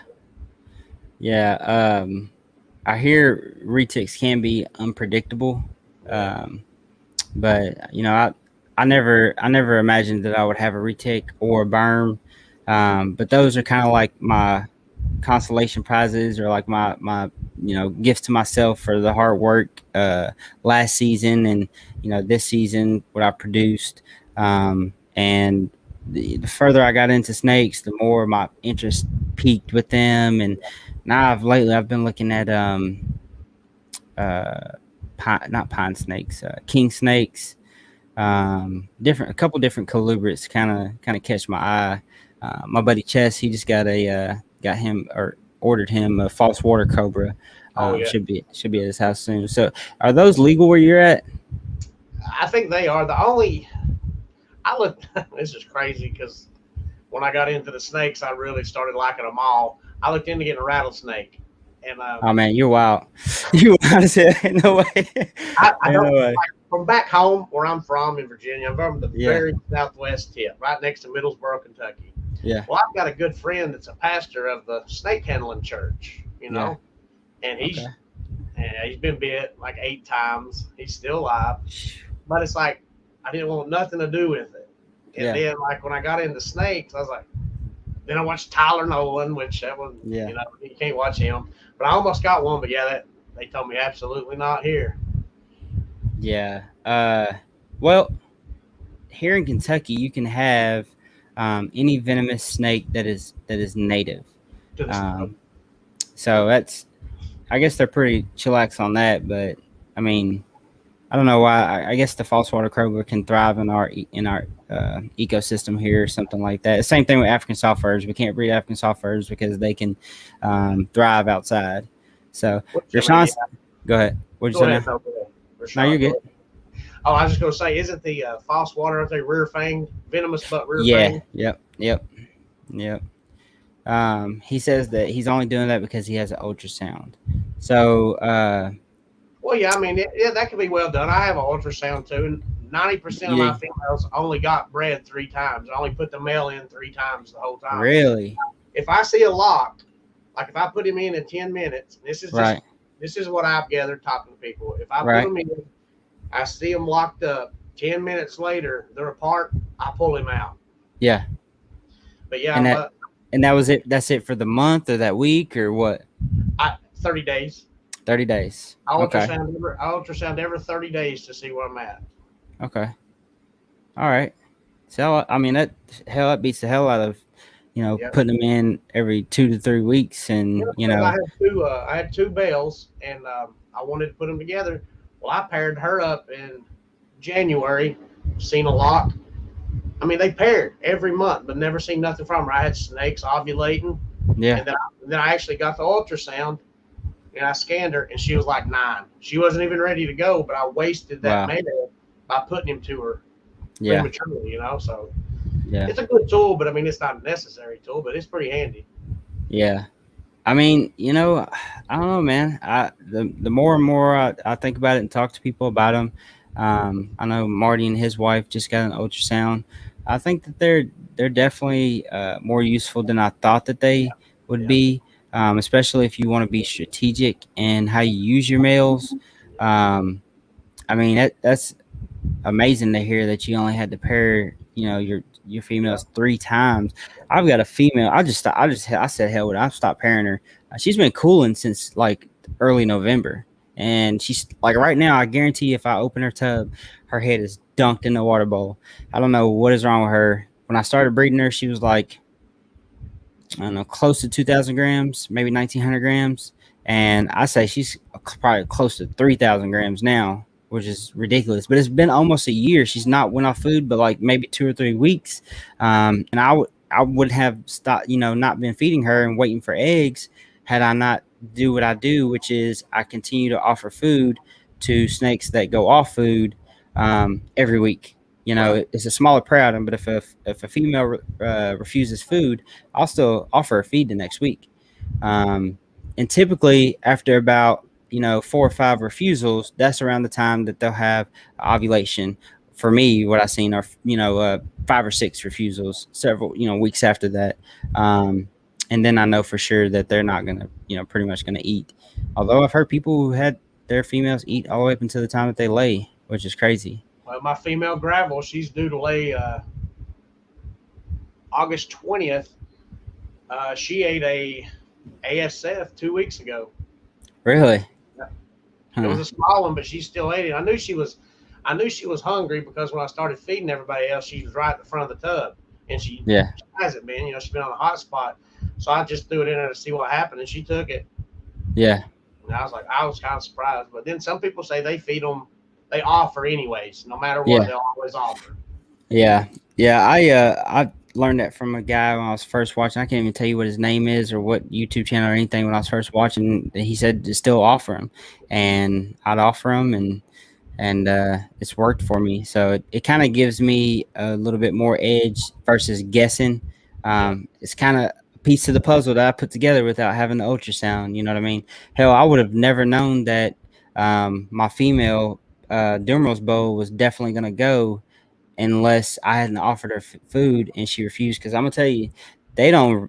When you get them eating and they're established as a hatchling and they go on to thrive, they do not miss meals. She ain't never missed a meal. And when she turned her face, I was like, oh shit, I'm getting Dumerals babies. I got so excited. And then after that, she was looking real gravid and had all the signs. Everything went flawlessly, man, other than the fact that she had 13 slugs and a dead baby, which is part of it. And ultimately, I think did you get any good or nope. All slugs, and the one that was like I said, it had a heartbeat for quite a while after it was born, and it had taken a few small breaths when I pulled it out of the enclosure, and I tried to work on it for an hour and a half. Man, it was a long time. I kept telling myself it wasn't no use because it was gone, but I couldn't stop. It was that one. One. Yeah, man. And that's what I did it for. Like I wanted one. I didn't care less. Like the fact that she had 13 slugs at that point was like nothing to me. If this one survives, it's success. You know, it was all worth it. You know what I mean? But she, which is crazy because they usually have like smaller litters. They're not like regular boas where they'll have, freaking 15, 20, 30 in a litter. They only have, 8 to 12, 15. So, which if she'd had all the babies, that would have been 14, which would have been awesome for a first time mom. So, um, so let's see here. So we talked about how many snakes you keep, and if y'all just tuning in, he has 250 ball pythons, and that's the running count, right? Not And that's not with a hatchlings, but I do have 3 clutches in the incubator right now, okay, and one due on the 20th of this month. okay. And what clutch number are you on right now? She'll be 17. 17. Well, how many clutches did you do your first season last year? 7. 7, 7 and 17. And how many you think you're gonna do next season? I'll probably add around 15 to 20 more breeder females to that list this coming season 15 to 20. that are ready now. I have 2 pies that'll be ready. I got a female hypo. It'll be interesting. Yeah. I'm, So I'm still pairing now. yeah, Mine yeah, won't be. I don't think I won't have like a season. I'll just from the ultrasound. If you really use the ultrasound as your tool, yeah, you'll have them year round because when she's ready, I'll pair. Some people just stop pairing. yeah. I'm gonna let the ultrasound tell me. When I say season, I think of it from like January to Yeah. January. So like January 1 of this year started a new season. If you thought about it, if you think about it from like when people start breeding in August, September, Yeah. October, somewhere around that in that category, I have 3 clutches that were hatched before January. Oh, yeah. But I'm not counting those on when I think about season, the year. That keeps it Yeah. easy for me because the way I do my ID is, MNR, Morphination Reptiles, the year 20 or 21, and then the clutch number. So, Right. that's the way that I keep it fairly not complicated. But yes, I agree with you, man. And another reason, I have a lot of friends that I've talked to that they've like, I breed in October and I stop pairing here. But yeah, I've had a lot of animals that have went way past when they stopped pairing. yeah, And I know I wouldn't be. I mean, my 2 visual clown females right now are just now building. yeah. So if I went and stopped and just waited till next season, I'll probably missed it 2 years in a row because more likely they'll start building around the same time. So Yeah, I mean that's just like my I got a pastel hypo female. I opened the tub one day and she was at, the front of the tub, noted. Come back a couple days later, still at the front of the tub, noted. Let me put her in the back of the tub, put her on heat, check the heat, make sure it's not too hot. Open the tub back up next day. She's at the front of the tub, noted. And I kind of palpate her, which is my ultrasound, and I thought I felt some, a couple bumps. So you know what? Let me go ahead and throw my Ultramel meal in there. That was his girl for the year, and he wasn't going to anybody else anyway, unless my buddy decided to do the Spider Ultramel female again. So she's been pairing to him. So I mean, hell, that'd be like a lone clutch if she ends up going.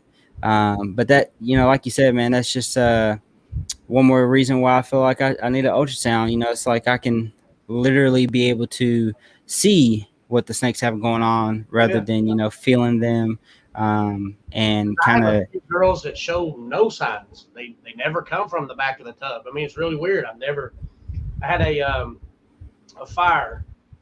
She always stayed in the back. I never seen her in the front. I never seen her bow wrap. But then I just was scanning one night, scanned her, and she was already at 18 millimeters.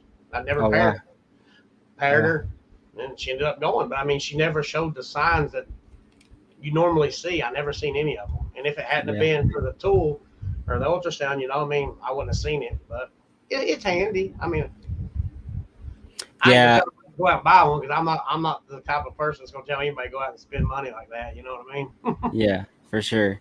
Um, which one do you have? I have just the one that like the $1,000 from Amazon, the Convec. Convec. Yeah, yeah. I got a hold of Okay. Brandon Osborne, and that's the one he was using. So I was like, if it's good enough for him, I'll use it. I mean, I've seen a lot of nice ones, but it does the job. I like it a lot. Yeah, yeah, for sure. Um, my buddy Gary's on here. We breed rats together. He said split one. I'm down, bro. It's the only way I'm gonna get one. Ain't nothing wrong with that. So that leads me to my next question. How in the hell do you feed 250 snakes a week? You buying feeders or you breeding your own? I breed What? rats and ASF. Yeah, yeah, that's what I'm talking about. Man, sometimes I struggle to constantly produce. Me and my buddy, we breed rats together, and he's got around 30, or so snakes, and I'm at about 70. So we're producing, feeding off around 100 a week. So, man, I can't imagine. Do you have help? Besides your lady, Just her. just her. Yeah. But I mean, like, here's what I've I talked to Brian Carter a lot from BC Balls there in Knoxville, Tennessee. Yeah, yeah, Me and him talk quite a bit, and he's been a big help to me. And he's the one that got me turned on to ASFs. yeah. I was trying mice, and then I Right. thought, well, why not try it? So at one time I was breeding rats, mice, and ASF. Well, I cut the mice completely out and went to ASF. What I've done is got what I'm keeping on ASFs, and what I sell, I have them on rats. Sorry, I was checking on this hatchling. She's done let him go, and now they're just chilling, cuddling up and stuff. Um, yeah, I really wish we could breed ASFs here, man. I've done some research on them, Oh, and I you think that can? well, I wish I wouldn't get in trouble for them for having them. I And try I to don't fly. understand that, because I mean, Well, it's irresponsible people is what it is. in They Georgia can't the say same way. You can't have them in Georgia, yeah, technically. yeah.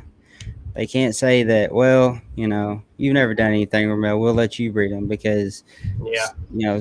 there's few that have done retarded stuff and let things go. And Kentucky has a few invasive animals. But I And mean, I've done the mice thing. That's what I started the hatchlings on. Then, like I said, I talked to Brian. I got the ASF, and out of the hatchlings, the first two meals I put ASF in. The second, third meal ASF off tongs. mhm. Fourth meal, I've not had a hatchling yet. Knock on wood. Not take a rat pup. Early. Yep. Okay. See, because the ASF's like a mouse rat to Yep. me. And see, it's funny because I try to get my hatchlings on rat pups first, Off the bat. and right around that 2.5 to 3 week mark, I will offer them a mouse hopper. The only reason why I breed mice, I don't care to sell them. I don't care to have them around as feeders. I've got a tegu and a African bullfrog that will eat them, but to hell with that because they can eat dubia roaches and rat pups and other stuff other than mice because I absolutely despise them. But this is why they are beneficial. Today, I had Marty and April. If you're on here, I have a couple split clutches with them, and I have some babies from the clutches that I am getting started and established and stuff. And one of the clutches that we have, there are two champagne combos. One is a banana champagne, and we think the other one is a pewter pain. And they both weren't eating. And today I offered them mouse hoppers, and it was like instantaneous smash. So we'll see. Well, I And wouldn't say the they spot. get stuck on Go them. ahead. I have hatchlings right now. I have a pastel highway female and a highway female I bred out this year, and I can go in there Yeah. week to week. I'll take a rat or a ASF. I've noticed. I know you have too on Facebook. A lot of people have started getting ASFs. You're seeing it Mhm. more and more and more. You know what I mean? Because it Yeah. used to be, oh, we won't buy a snake because you've got it on ASFs. Right. And you're gradually seeing more ASFs that people are actually using over the mice. Yeah. Yeah. I'm not afraid of problem feeders, not eating. Um, only eats mice, only eats ASF, none of that. All of that's situational and mental. Um, I've gotten in a couple snakes that people are like, man, I cannot get it to eat. I had a guy that I had bought a hatchling off of, and he was like, hey, I got this snake here. If if you can use them or want them, you can have them because I can't get them to eat. And I was like, oh man, I definitely could use that combo. And sure, I'll take them, and no trouble getting them getting them started eating. So I think there's a lot of variables that go into it. Patience is a big one that you have to have in trying to get a problem eater eating, and especially with hatchlings. Um, so it is what it is. I don't know what it is about mice. I think they just stink like too bad. Like they're just awful smelling. That's why What I've been told is like the hatchlings, why they like the mice and the smileys. They dart so fast. They they like dart. they Oh, like yeah.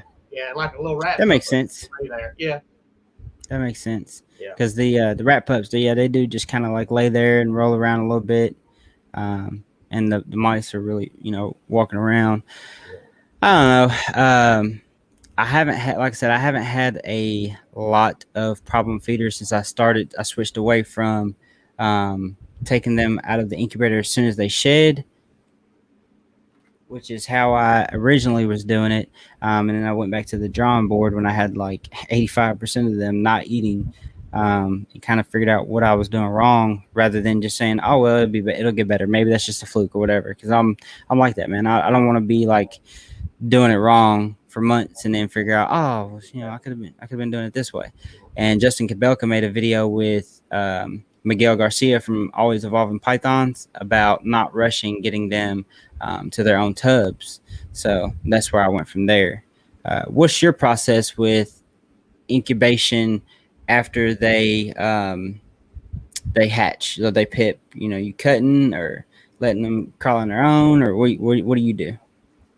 I cut some. Yeah. Some I pip. I mean, I don't know. I mean, they said I've heard so many good things and I've heard bad things. Oh, we cut because this. 90% of the people that cut probably want to see what they got in the egg. I mean, that's Yeah, for sure. I do. I mean, I do 100%. too. 100%. That have said they've caught a wrapped umbilical cord that if they didn't cut, it probably died. I mean, Yeah. I cut. I usually let one pip before, I cut. Yeah, But that's what I do. Day 56, or once one pips, then I'll cut the rest of them.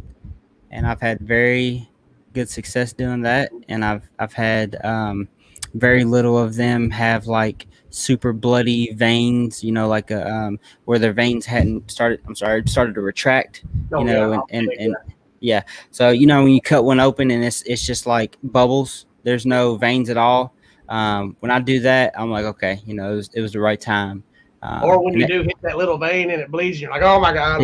Yeah. So I do, like I said, day 56 or once one pips, which, I don't know, man. I haven't had a twisted umbilicus or a baby that has gotten their umbilical cord twisted around them and could possibly stop them from crawling out of the egg and end up killing them. But I like to say that if it did happen, I would know before it was too late. Yeah. And I also, with like my last clutch, I had an albino to Inchi albino, and they all came out with shark jaw. I cut them, and I feel like the fact that I was able to cut them and kind of get a little bit of insight on, to what was happening with them, all of them, it kind of gave me a jump start on a couple of days of what am I going to do? How am I going to approach this? Am I going to automatically just not even go to rat pups and do the smallest mouse hopper that I can find? Kind of gave me, a little bit of leeway time to get my game plan together. Although they're still got a shed, they're still going to spend their week in the incubator.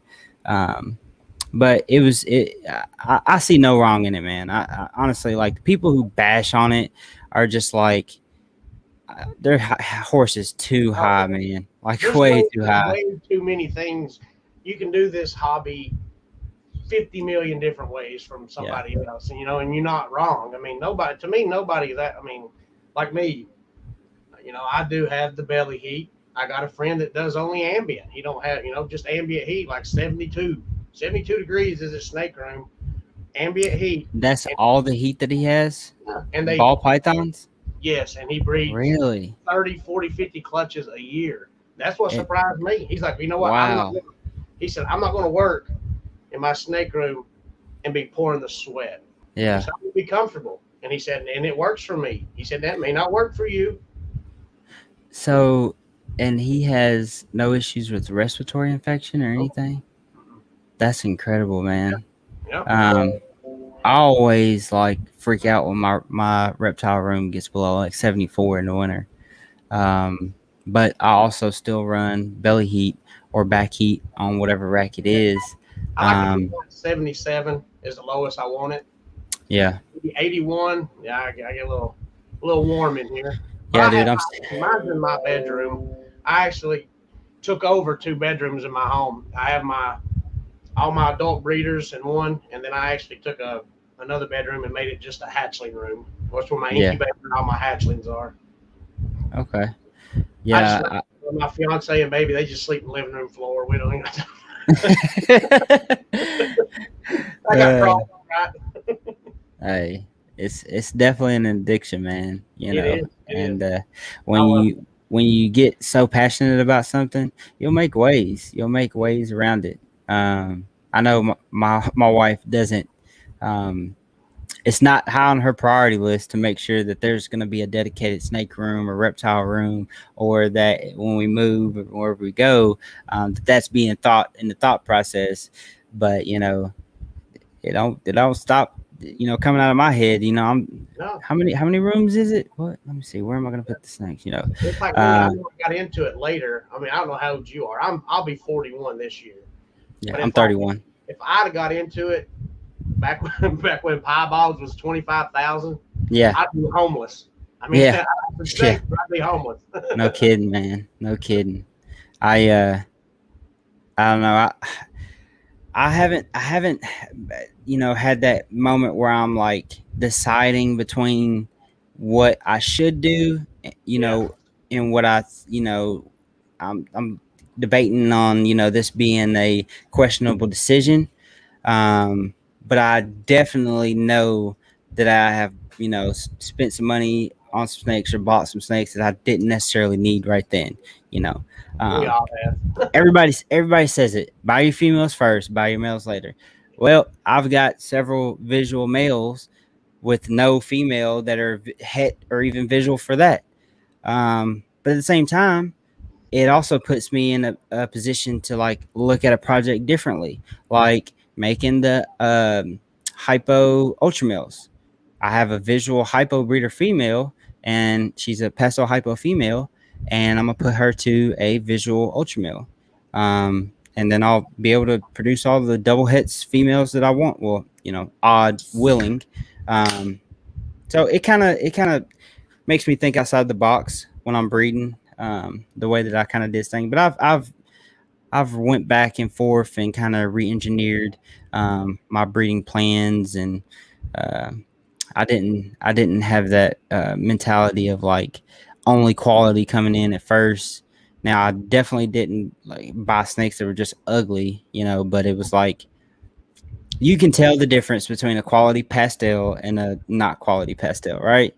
Yep. Stuff like that, so I kind of had to go back and, I wanted to be at the end of the season. I wanted to have almost 90%, if not all of my snakes be het for something, so, but it doesn't always work out the way you want it to, No, the thing that got me about it is like what you said, everybody says, buy your females first, buy your males later. That's cool and all. And I do see that, but what's got me kind of getting them at the same time is the price. Yeah. Like I've noticed, like this hypo female I bought last year, I got her and I looked on Morph Market 2 days ago, and there's a hypo clown, $3,200. Mm. That's doubled from what I paid from her last year. So if Eesh. I wait 2 years on a male that I might could Yeah. have got now, and now he's doubled. See, that's Yeah. why I kind of like got some of my males. Yeah, I've got them, and I know I do have certain females to them, but I don't mind putting them with females that will be ready while I'm waiting. You know, Mm-hmm. like my BPI pied last night, he just shed. I popped him. He's ready to go now. He's producing. So I mean, I will probably put him with a clown before the end of this year, hopefully. Yeah. Did you produce him? No, I bought him No. off of Capital Reptiles, Okay. and he's gonna. I can't pronounce his last name, so I won't. But he's in Virginia. Okay. Do you know who Mike Hernandez is? Hernandez Reptiles? Yeah, He has like he's working on the Pied Axanthic project, and he has a Pied head Axanthic male that I've been debating on getting because I have a citrus pastel 100% head Axanthic, 50% het Pied that I really want to prove out as 100% het Pied and Axanthic. So I don't know, man, if I want to go that route because I also the original route with that was I have a pastel bamboo, 100% het Axanthic, and either him going to that citrus pastel het Axanthic Pos het Pied or my black pastel fire Axanthic female. She was produced by a guy here in Kentucky, Reckless Royals. She's a world's first super picky eater when I first got her. Matter of fact, non-eater when I first got her at all, not eating. And now she's smashing food. So how far are you from Paducah? uh Long, long ways. Paducah's about 4 hours. I think Okay. that's in Western Kentucky. Cast Constrictors, how's it going? Hey, you both got it going on. I agree with you both. I appreciate that. Um, Robert's definitely got some more fire than I do. I like everything that he's got. I've just not been able to put my cash where my money's at. I've got some pretty decent stuff, and it's all like, um, I have a lot of people coming here and they're just like freaking drooling, and I'm like, just wait though, and I'm sure you probably feel the same way. You're like, you're talking to me, and I'm like, man, and what else you got? And what else you got? And you're like, but just wait, Yeah, it's like I'm sitting here thinking, like, yeah, I have this, but like, I've got a female orange dream pastel leopard clown that's just sitting at 700 grams. I'm like, I do have, I'm very blessed with what I have and fortunate and stuff, but it's like what you just said, man, why? Just wait because, Yeah. I mean, it's, It's hard for other people to see what we see in our vision and and what we have growing up and our plans and what we see when we're laying in bed at 2 o'clock and Morph Market is in our face like this, because we've put these genes together and we know, oh, I can make that, what is that going to look like with hypo in it or clown in it or DG or whatever. So that's kind of like the mentality. I don't think that there has been a day that's went by since the Morph Market app came out that I've not looked at Morph Market. And really shouldn't even. I was crazy. My mom was like, "You're crazy. I'll never come visit you. I'll never." That's it. I said, "Well, fine. If you don't want to see your grandson, whatever, stay there." Well, Yeah. That changed. So they came up here. Yeah. As soon as they got out of the truck, I brought her in. I said, "Let's just get it over with." She's like, "What?" Yeah. I said, "You're going to hold a snake right now. We're just going to do it." Come in. The whole weekend, she would not come out of here. Constantly wanting to hold a snake. Really? She goes, I understand now. She's at this, because in her mind, where she lives back home in Virginia, all we have is copperheads, rattlesnakes. Yeah. And she just thinks everything's going to bite you. Right. I put a little bumblebee in her hand, and she's like, man, then she's like, the next morning wakes up, she's like, hey, can you get me that snake again? I was like, yeah. She fell in love with them too. Some of the people who come in here that are the most afraid of like touching, they're the ones that kind of like, they're like stand back and they're like, yeah, what's in this one? What's in this one? Open that tub up, and they're just fascinated and they keep going and keep going and keep going. Just like we were when we first found out that there are other colors and morphs other than the normal, what you see in PetSmart, and Piebald, and the albino that you've always seen. Those are the three that I've always seen. The pet store that I went to all the time had a pied and an albino in the same tank, and I think they had like $4,000 or $5,000 on the price tag. Yeah, that's what I was gonna say. I seen a male piebald for 900 the other day at like Yeah, yeah. She would always say like, "Oh, they're not for sale, but if you'd like to buy them, then the price tag is on the tank." And I was just like, "What? Somebody really pay that?" Which I had ran across like the older forums and stuff like that, researching about blood pythons I had back in the day, and um, ball pythons that I had, way back in the day and stuff like that. But I'd never really even thought about, breeding.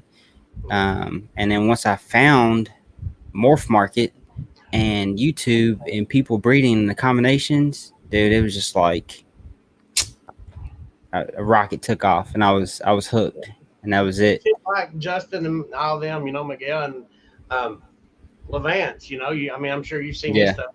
I mean, just the straight stuff fire. I have, man, is just it's like me. I'm like, yeah, I like my stuff, but then I see their stuff. I'm like, but then they have stuff that we probably haven't even seen yet. That Oh they're yeah, going, that'll be unveiled down the road. yeah. I can't even. Did you My see? dream was to make an OD Batman, Yeah. and then Ozzy put it out this year, and that man, I'm like another 2 years from it.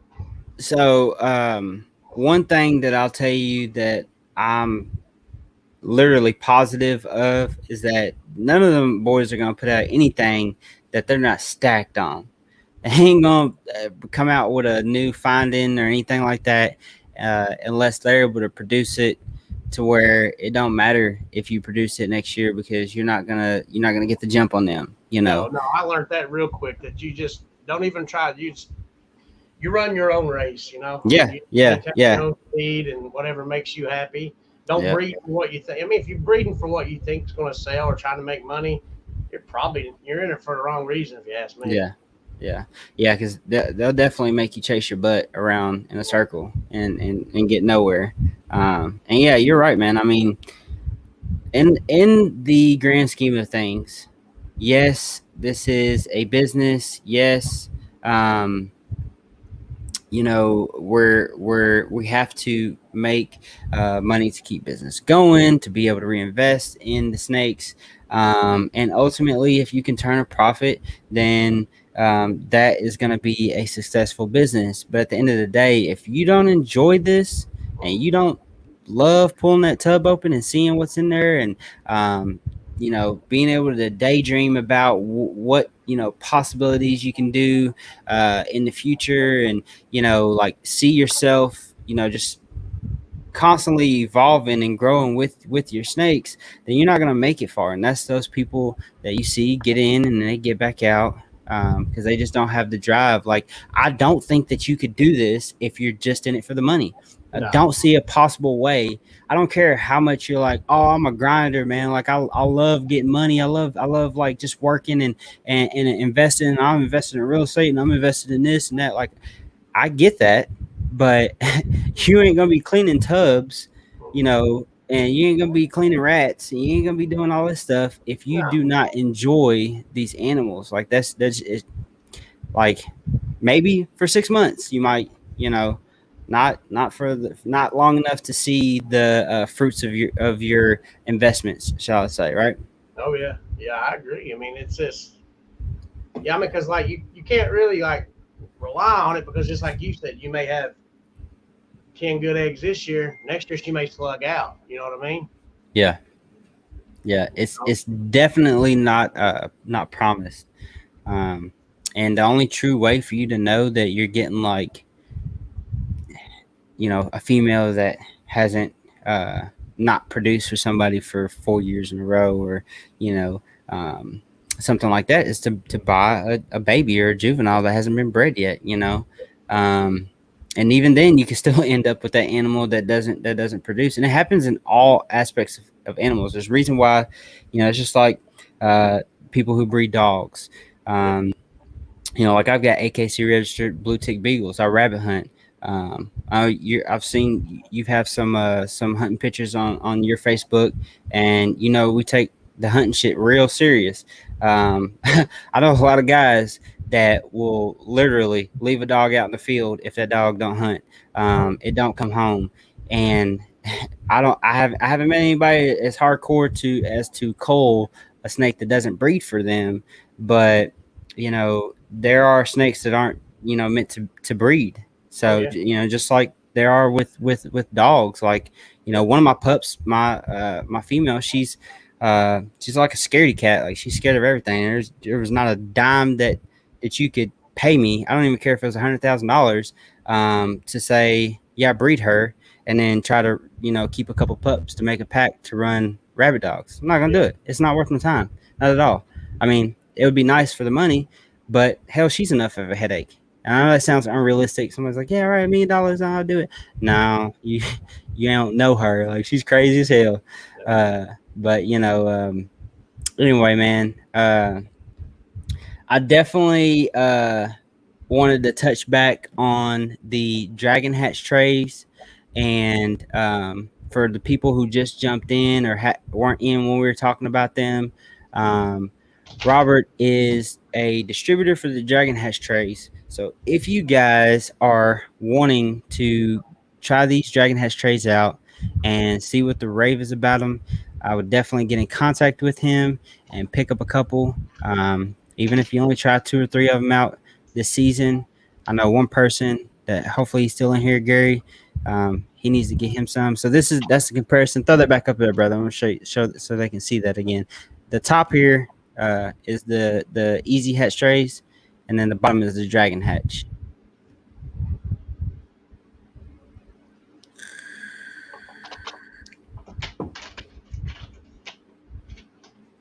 Anything you want to add in on that? Man, I tell you, like I said, I use the Easy Hatch. It is a great product, but it don't compare. I mean, you've got them, you've seen them. I mean, the picture sells it. I mean, if you just the comparison of the two, I mean, it's just better for small eggs, and it also hold them oblong big ones that you occasionally get out. You know what I mean? You'll get a Mm-hmm. one just that don't fit. Dragon Hatch is made just to hold them all. Yeah. And it seems like you get multiple. If you ever get like a long egg, it seems like that's like Yeah. how that snake produced the eggs, right? You'll get 2 or 3 of them. But I have a 9 egg clutch right now in the incubator, and I was truly amazed at how well it fit in the Dragon Hatch trays. Um, Yeah. I'm not I'm not like in cahoots with Robert on these trays. Excuse me. He's not sending me some free trays for plugging in this. I'm literally telling you all, like, these trays are the shit, and I'm not even like one If to you say trade, like, yeah, I'm not even one to say like, um, you can't do this homemade. This is something that you can use the light diffusers, and yes, they work, but I literally have had almost a complete turnaround from any eggs going bad since I've used them. Um, I don't have any issues with the eggs rolling at all. I mean, they're awesome, man. I can't say enough about them, and I like I mean, they look professional too. That's another thing. Like, if you care about kind of looking having that crisp look and looking professional, like, that was one thing I always hated about the light diffusers, is it kind of yeah. looked a little, I don't know, a little I don't know, like, you know what I'm saying. What you're talking about, yeah. But at the same Good time, work. bro, there's literally people who have been doing it for 20 years that are freaking using the light And diffusers, that's what, yeah, that's or what putting got them. me. I mean, like, I guess a guy got mad at me. He texted me and he's like, "Hey, how much are your trays?" I was like, 10 each plus the shipping cost. Oh, that's Yeah, ridiculous. And I said, "Is that a Freedom Breeder rack back there?" yeah, He's like, "Yeah." I said, "Well, you don't got to have that to breed no jeez, ball python either." I said, "It's all right, personal preference." You know what I mean? right, You, right, I like them. I sent a couple to Levance, and he really likes them. I mean, I'm yeah, like, he might not order enough, but it don't right, matter. He said this is a great product.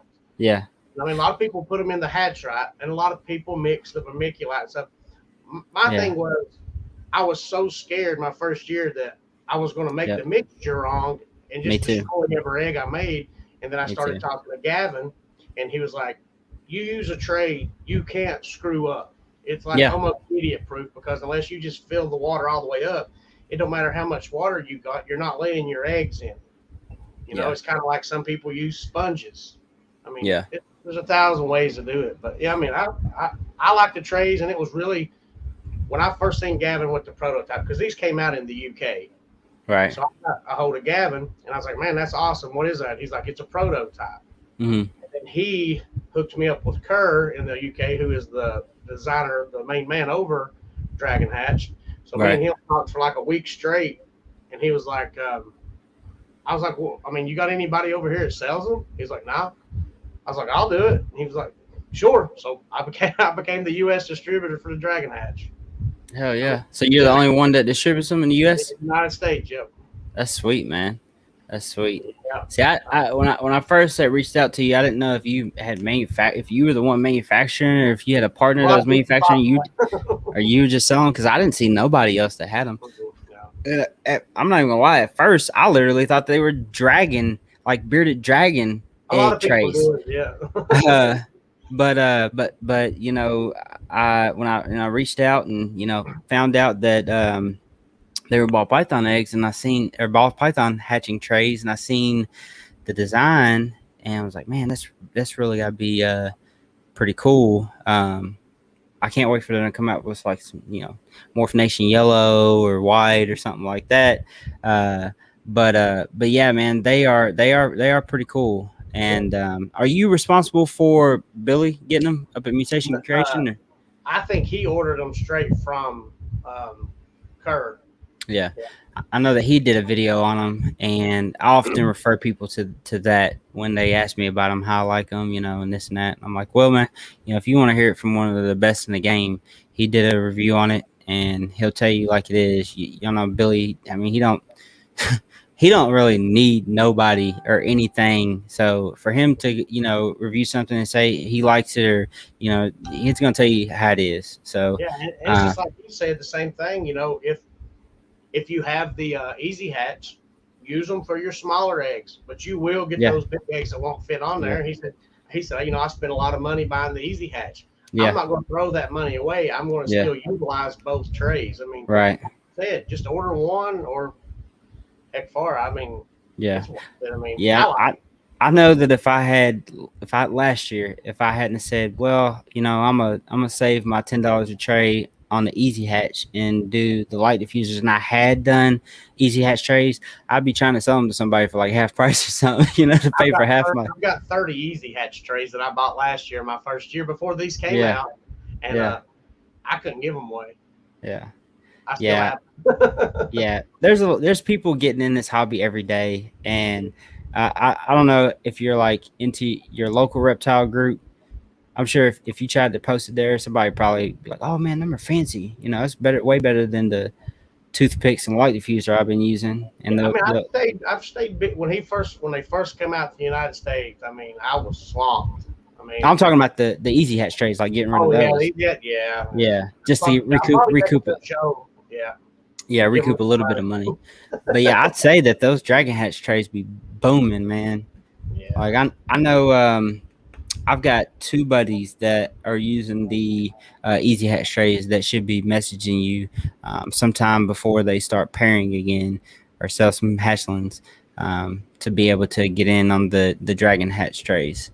So I say we have a couple new viewers in here.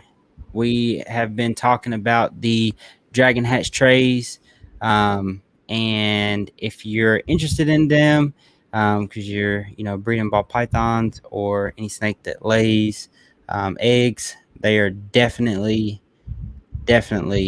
a good tool to have. Top is the Easy Hatch, bottom is the Dragon Hatch tray right there that you got orange. What's going on, Justin? Thanks for tuning in. We're pretty much wrapping it up at this point.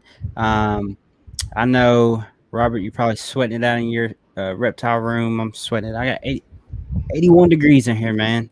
And the fans is the bad part. Like I turned the fans off because it'll sound like a damn world tunnel in here. But without the moving air, man, it gets Yeah, warm in here. stuffy. Yeah. So do you have, this is kind of like a free talk time that I usually will throw up towards the end and kind of ask you if you have anything that you might want to talk about, questions or anything, or if anybody has in the that's watching this want to have anything that they want to ask Robert, you can put it in the chat. I'm just new to it all, so I mean, I'm just still learning every day. I mean, anybody feel free to message me if you have questions or advice. I'll take it all. 'Cause like I said, Yeah. man, I'm learning, so Yeah. I don't know. You know, I mean, I'm just like you. You know, we learn every day. We're always trying Yeah. to figure out something. Yeah, man. And I think that's part of the recipe to success is to try to learn something constantly and progress your knowledge and um, perfect your craft, right? I can tell you're kind of you're like me, a guy that doesn't really just settle for okay. You know what I mean? And there's a lot to be said about someone who is has gotten to the point that you are at in 2 years, in 2 seasons. You know what I mean? Like people give shit to Miguel Garcia because he's not been in long enough to say that he should have as many followers as he has. What? That doesn't matter. I don't care. I mean, anybody can go viral overnight, and next thing you know, they have 30,000 followers, and that puts them out there for to have a loyal following. Oh, yeah. And that's all it takes is like people knowing who you are, excuse me, and that you're dedicated to what you're doing. Oh yeah, 'cause people just see like Miguel and him. They only see the little bit of footage that he puts out there. They don't Yeah. see all the behind the scenes of him away from his family. I mean, heck, Yep. I talked to him night before last. He was telling me about the COVID. You know, when he got Yeah. down there in Mexico, and they Yeah. made him get down there. I mean, Yeah.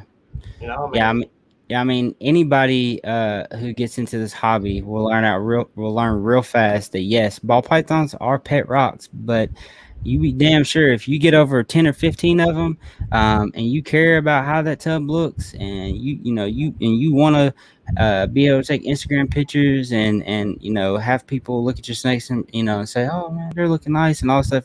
You got to do other stuff than feeding them once a week. So the rats is way more. I mean, the rats is almost a full time job. You know what I yeah. mean? 'Cause Oh man, you know that. I mean, tell me about it. I'm also breeding rabbits too, man, for the retics and the berm. I've got two one that's a little bit over 7 foot BCI, and one that's a little bit under 7 foot. Both are boa constrictors, or boa constrictor imperados, or however the hell you say it, BCIs. And then I have the pair of Dumeros boas and the retic and berm. But so you anyway, just have a pair of rabbits, or are you No, one pair? I have a male and 3 females, so a buck and 3 does. How many And do you put out per litter? well, I just started. I've had them for a few months, but I just paired them up a little bit over a month ago. I had my first litter 2 days ago, and it was 5 babies. But rookie mistake, and I'll admit this here on live in front of everybody. I didn't count the days out right, and she had the babies before I put the nesting box in there, and the babies were born on the wire. When I came in, there was babies scattered on the floor. Apparently, they cannot regulate their body temperature like a rabbit with fur. And 2 or 3 of the babies had it was cold and had died already. And I put the rest of them back in a nesting box with her, but she didn't take. So I don't know if that was one of those things where like the guy who sold me her sold them to me, because she wasn't a good mom, or it was she just like rejected the babies since they had fell out and she didn't put them in the nest or something. I don't know. I'm still learning with it. I didn't know that, because I thought about maybe getting a male and a female, and maybe because I've just got the 2 retics, But like, I would have never known that right then if you hadn't said it, you know. Yeah. Now I'm not saying that this is the fact and this is how it is. Oh yeah. I'm guessing. Me putting the fillers out there for like how she was acting and like at one point I seen her get in the nesting box and she was like pushing her stomach down to like try to nurse the baby. And then when I came back, she had the baby tucked to the corner, and you know it was just the vibes that I was getting was not real motherish, you know. And I knew it was her baby, although there was two females on that side. She was the one that they'll start pulling patches of their hair out. Some of them will. Apparently, this isn't all female rabbits, but they'll start pulling their hairs out. There's freaking hair everywhere in there. Because I breed all my rats and the mice and the rabbits in my detached garage. My attached garage is my snake room, and it's heated and cooled. You know, utility sink in here, the whole nine. LED lights throughout the whole dang thing. But yes, man, I mean, I don't think that it would be a bad idea to get a pair. I would get them as babies and raise them up, because I truly feel like, I mean, the guy, it was a super cheap rabbit. I think he just sold me a female that was a problem breeder for him. Are You you know. feeding frozen thawed to your retics, or are you gonna feed them live? So my reticulated python is still on rats. He's I mean he's only like 4.5, 5 foot. Which But they can stay on rats. I mean, yeah, you don't want them to get big. I was told just to keep them on like a jumbo rat, unless I wanted to get them yeah. big. Yeah, he's frozen thawed. All of my boas and the berm and everything like that will eat frozen thawed. Everything I can feed. Matter of fact, I fed frozen thaw, not frozen thawed, but fresh killed, like freshly euthanized, last week, and everybody except for 4 snakes ate. And I do live, like I breed my own, but I just did it just to see if they would take. But I also, when I give them rats, even if they're live, I'll take the tongs and I pick them by the scruff of the neck. So whenever I put the rat in there, that's just how it is when you have a frozen feeder or a fresh killed, right? And they usually hit it right off the tongs. And if they're taking off tongs, they'll about take anything off them tongs. Yeah, I know what you mean there. And the reason I started doing that was because I noticed that whenever I would put them in there, a lot of times when they would key on, like they'd be sitting there chilling, and then all of a sudden they're like, "Oh, it's a rat." The rat's passing their head, and they're like, "I'm gonna get you," and they bite them in the butt or something. And then when they wrap them up, the rat's like, biting them and stuff. So I was like, man, how can I hate that. I hate when they get bit. Which is one of the reasons why people are like, don't feed live. It's not, whatever. It doesn't work for breeders. It doesn't work for a guy who has 250 snakes. It doesn't work for a guy who has 75 snakes. And I don't like feeding fresh killed or frozen thawed. I did it just to see if they could. There are a lot, some snakes that I'd like to have every snake that's like eating bigger than a medium on frozen thawed. I can handle that. You know what I mean? 15 snakes that are eating frozen thawed or fresh killed, not too bad. You know what I mean? It's so expensive to buy frozen thawed anymore. Yeah. Well, and the thing is, like, breeding on feeders, we can stack up on frozen thawed. Like, I don't care to have 200 frozen thawed in my deep freezer. I got 2 of them. And one of them is only 4 when I have a deer head that I don't want to do for freaking a year or 2, I put in there. So I can stack up on those. But you talk about having 200 or 300 weaned that you just raising,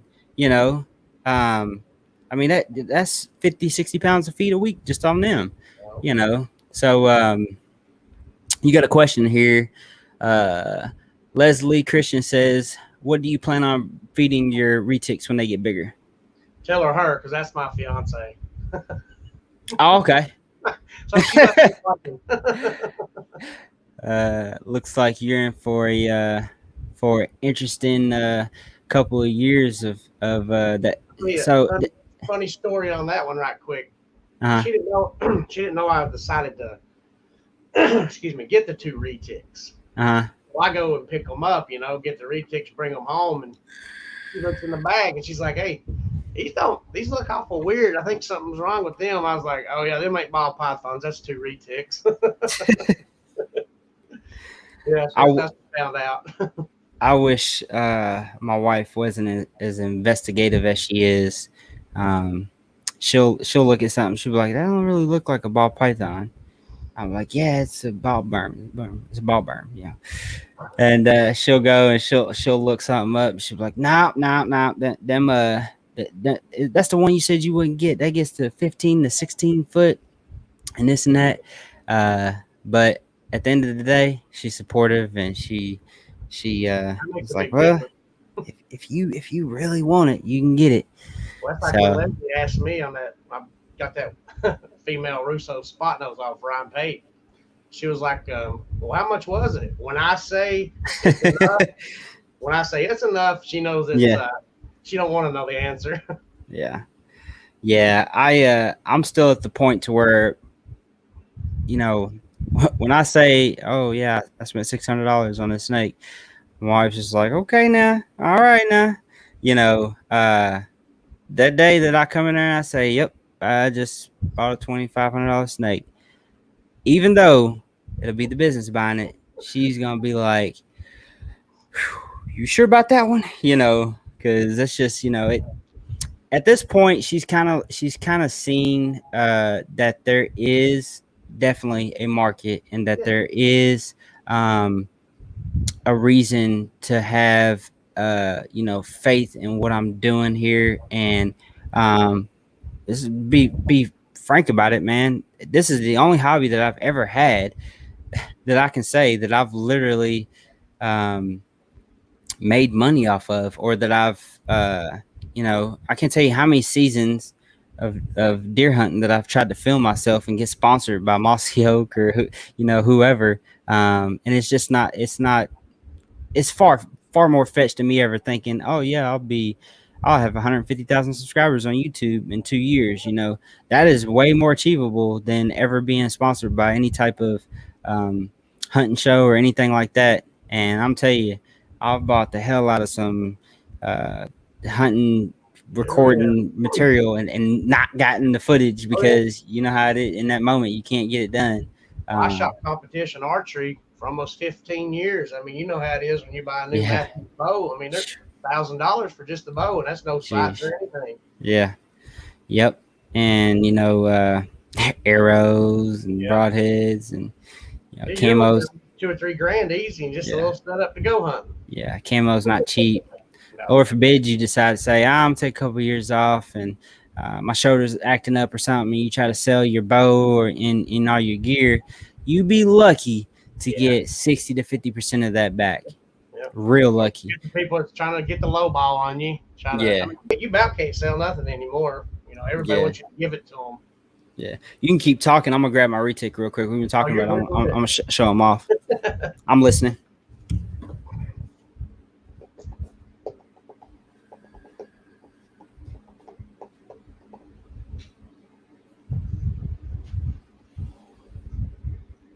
What ARS do you have there?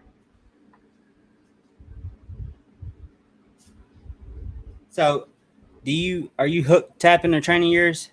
My retic, yeah. Yeah, got it. It's a good tool.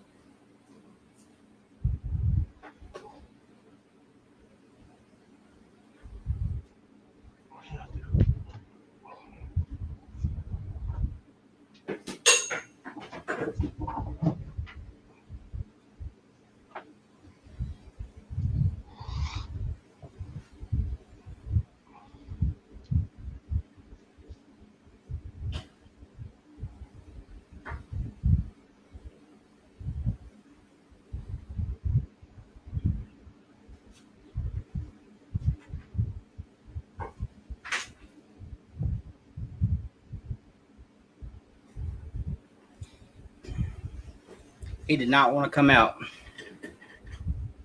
Does yours Yeah. fight you to come out? The male don't. The male don't at all. Have you ever seen Stoney's hooks by that Animal Equipment? What is it called again? It's Animal Equipment. It's that Stony.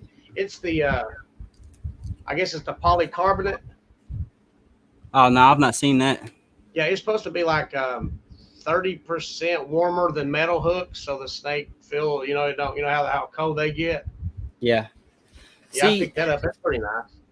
But see, I've always thought of the idea of the cold snake hook is to, to not shock them with the coldness, but it be cold so that they know, like, Hot food. Yeah. right. Which, like, my big boa girls, I don't even touch them with the hook or anything. I do touch them when I open the enclosure. I don't just reach in there and grab them out. I'll, kind of pat on them and let them know that I'm coming in to get them out.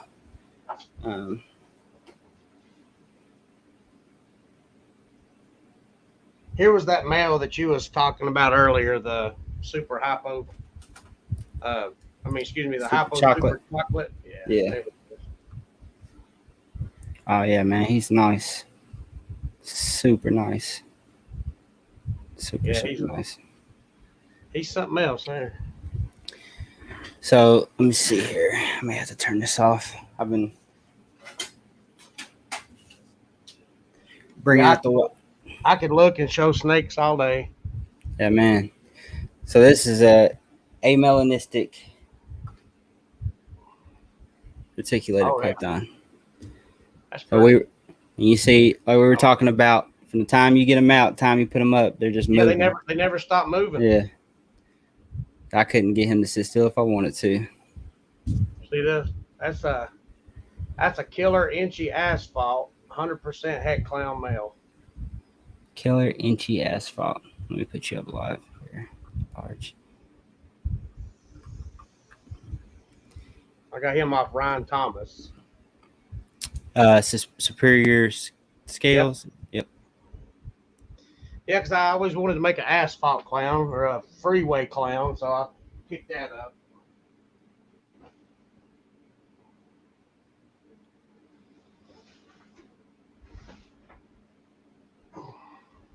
Yeah, I love it. I love everything about the hobby. Yeah, man. It's really nice. I never thought that it's still wild to me sometimes when people ask me, especially like coworkers and stuff like that, people I work with, they're like, "You do what?" I'm like, yeah. And they're like, "So how many you got?" And they're expecting like 10 or 15. I can see it in their eyes. When I tell them 70, they're like, "What? That is wild." That's like what Leslie says. She's like, did you ever think 2 or 3 years ago you'd have over 200 snakes? I was like, I never thought I'd have one. Yeah, no kidding, man. So you have a question here from April. She says, do you have any asphalts for sale? We're wanting an asphalt or a highway because my husband owns a paving company. Not at the moment. I do not. I'm trying to produce super pastel highways next season and inchy highways. It's one of my logo snakes, or one of my main logos. Oh yeah. Since you said that, let me grab these two. I'll show them right quick. Since she asked about a highway.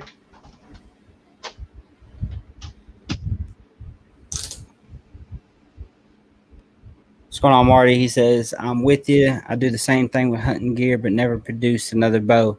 I've never had that happen either, man. That would have been pretty sweet to have produced another bow. I mean, honestly, it's just as bad as buying a boat, man. You can just keep throwing money at it. Come out with a new sight. Now they got sights. You can push the button and it ranges the target for you. These two are nice. Is that a pastel highway and super pastel highway? No, that's just a pastel highway here, and then just a regular highway there. Oh, really? Okay. Both turned out super nice though. Yeah. I had a male of this, but he already sold. Nice. So those are holdbacks there, huh? As of right now, this gravel, I paired her to my pastel gravel male. If I hit some super gravel females, I may let the highways go, the two females. So April, Stephen Pecor, who's Bourbon Ball Python, says he's got 2 asphalt het pied males. So be something you need to look into with him. April says that those are beautiful. You say it was bourbon? Yeah, bourbon ball I pythons. spoke to him yesterday. I texted him about them. He does sandblast as well. Yeah, Yeah, yeah. I messaged him yesterday. I talked to him. He seems like a real good guy. Yeah, he's super good guy. I tell you, man, there's a lot to be said. One of my first ever face to face interactions with Steven, he ended up, we were doing a pallet of Cocoa Block, and I bought some, and I ended up bringing him up some. He's about an hour away from me, and I ended up bringing him up some feed to try out, that Tucker Millen feed. And I told him that I was vending a show that next weekend, and I was looking for someone who had some displays that I can borrow. And I guess he felt confident enough in me, and and how I presented myself on Facebook and in my business, that I could borrow his. There was two of the ARS displays, and he let me borrow them. And which I returned them, and in good shape. And it's been cool ever since. Nothing but a good friendship. So he's definitely a good guy. He has a nice Axanthic clutch that's G stripe that he just hatched out. You got any genetic stripe stuff? I've got one bumblebee male, and that was only because actually a kid like an hour from me has seen my collection or on Facebook or something and sent me a message, said he was moving to college and couldn't take it with me. Asked me if I wanted it, and he gave it to me. And it's a bumblebee het G stripe or It's a genetic? bumblebee. Yeah, I'll get him genetic stripe. He's not het. He's bumblebee G stripe. Huh. Hold on, real quick. I'm gonna put this guy up.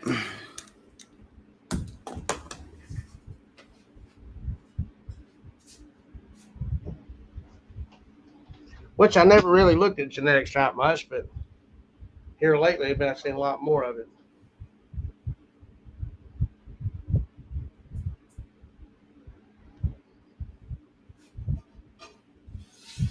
Hold on, real quick. No, you're fine.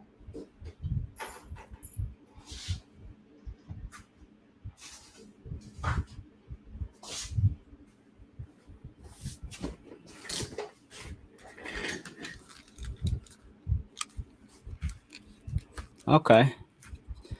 I thought the genetic stripe would break through that spider pattern a lot. Man, spider is a Powerful. very powerful. I thought it would too. Pattern morph. And it's unfortunate that it has is linked to the neurological issues, because beyond puzzle, I have to say it is the most impressive pattern morph in my opinion. Oh yeah, I like it a lot. So says your fiance says she's never seen you so passionate about a hobby. Yeah, I love it, man. I can't help it. I fell in love with it, and I haven't looked back yet. It's like she just come and get the snake, take it out. They don't bother. Yeah, I think the only thing that my wife will say that I'm just as passionate about is fishing, and then hunting. My dad, he's bass fished for 25 years, and I mean, he says stuff about the prices, but then I say, and how much was that lure you bought? Yeah. I mean, they ain't cheap no more, man. $6-7 for a crankbait, if you can find one that cheap. So my buddy from Eastern Kentucky, his name's Adam. He's from Whitesburg. He's always on. He's like, man, stop buying them. Them $60-$50 rods and reel combos. You need to invest in your St. Croix. And I'm like, man, I ain't buying no damn $400 or $500 fishing rod. And he's like, but they got a lifetime warranty, so you've probably already spent that. You need to just invest in it. I mean, he's got 8 or 9 of these things on his boat, and those are the boat rods. And then he's got 4 or 5 of them at his house, and those are just house rods. So when I come in from, when we work together, I come in from the weekend. He'd be like, so what'd you buy this weekend? What snake did you buy this weekend? I'm like, oh yeah, I bought this, whatever. And he's like, how much is that? And man, that's crazy. That's crazy. You spent that on a snake, But at the same time, I understand, his hobby. and his idea on what the investment is. That's investment to him, because I do get the fact that you can't put a price on the memories that you make in the times that you have with your buddies, friends, family. spouse, kids, all that stuff. I've got priceless pictures on my wall from hunts with my kids, fishing trips with my kids. Hell, 7 days on my honeymoon. For 7 days, me and my wife fished every single day at least once. Not many people can say that happened on their honeymoon. Most wives are telling you, you better not even touch a fishing pole. But my wife likes to fish You're too. 4 hours from me. Yeah. It takes me about 4 hours to get to Louisville. Oh, really? That's where Steve's at, right, Bourbon? Yeah. So it's probably further than 4 hours to me, because I'm an hour from Louisville. Well, I But just got to Winchester, Kentucky from oh, here. did you? 4 hours, Okay. 8 minutes. But I don't Okay. know how that's got me going either. Yeah. Marty says the spiders seem to be powerful eaters also. Yeah, man. I've not produced any spiders until this one up here that's been strangling this rat pup for the past 6 hours, that had any type of wobble or neurological issues or any trouble at all. But she's been the first one, and I think it's kind of the exception to the rule when it comes to the neurological issues. Have you had any spider clutches? Hatched any? Have you ran into any wobble or? No, and I'll just be honest with you. I have one, a spider, female, I bought. She was already a breeder, and she'll corkscrew. But her offspring, I've had 2 clutches from her last year and this year, and none of them have a wobble. So I mean, I know a lot of people say it's genetic or whatever, but I mean, I don't see it, because I had 7. I think I got 7. I had I paired her to an Orange Dream Pastel Calico to the spider, and I mean, they all seem to be. I don't see anything. Best eaters. I mean, my spiders have always been the best eaters. Even the girl that corkscrews, there's nothing she wanted. Yeah. I hate to see it, because I mean, a lot of people think that but she's not, like, you know what I mean? Like, a lot of people see that and think there's something wrong with her, man. She's probably pushing 3,200 grams. Yeah. Yeah, and I mean it's normal to them. Like they don't they don't think that anything's wrong with them. I think that a lot of people, like, I don't say like they're just soft, because I get the like feeling bad for the animal, because I mean I do too. Shit, I wanted to cry whenever I realized that one baby wasn't gonna make it. You know what I mean? And call it what you want. That was just that was nature. You know what I mean? Like that stuff happens. Now the spider gene thing, I don't feel like it's something that people should say like, oh, that's so sad, look at it. I mean, I get when there is enough issues and neurological issues to where it doesn't have quality of life and it can't eat, literally can't figure out where the prey is. It locks onto it and it's so severe that it misses it and continues to miss it and miss it. Like, I don't feel like someone should not euthanize us, such severe wobble to where it has to be assist fed every time. Like that, in my opinion, is severe enough to, it needs to be cold. But yeah, some of the previous combos I've seen spider. Yeah, for sure. I mean, there's probably 1,000 people out there that will tell you that the bumblebee is one of their all-time favorite morphs. Yeah. Just simple codom, double codom. Yeah. I know I've watched many of podcasts where these people who are like originals, that have paved the way for what we're doing today, say that I remember when I first seen the bumblebee and it was $20,000 or whatever the case may be, that was the morph they knew was the one. So but yeah, I know that I've had at least 1, 2, 3,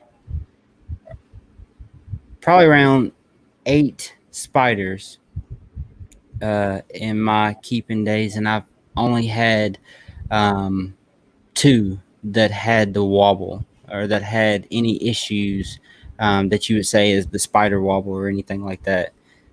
So I think it's more of like exception to the rule. Like it's far less, not as common as you would think it is, or that you hear about it and stuff. So I don't really worry about it too much. I definitely don't like, I don't want to do that pairing because maybe I'll produce Yeah. one with the wobble. Like I'm pairing a queen bee to a pastel calico next season. I want to produce colliders. That's a goal of mine. That isn't a clutch that's going to further any projects or anything like that. I want to produce a collider so I can put it in the rack and have one of what I've always wanted. I got the combinations, and then that's it. I may use that girl for future other stuff I'll show you this one. Hang on. with pastel and calico, but ultimately most of us do this because we have sweet combos in our head that we've seen, and then we put together little pieces of the puzzle, and have these 5 or 6 snakes in our collection. We're like, we're gonna produce this one day. So yeah, that's sweet. Is that a OD calico spider? I'm thinking she's just a calico spider. I'm not 100% sure if she's got OD in it or not. She may. What was the pairing? Orange Dream Pastel Calico to a spider. I bet money she's got OD in her. She's man, she's sharp. That whole clutch turned out nice, but I mean, Pop her up there again.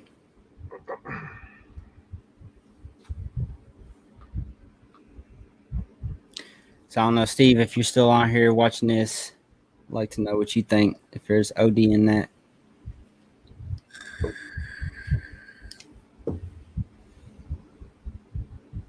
I was just about to ask you, Marty kind of beat me to the question. I was going to ask you, what's your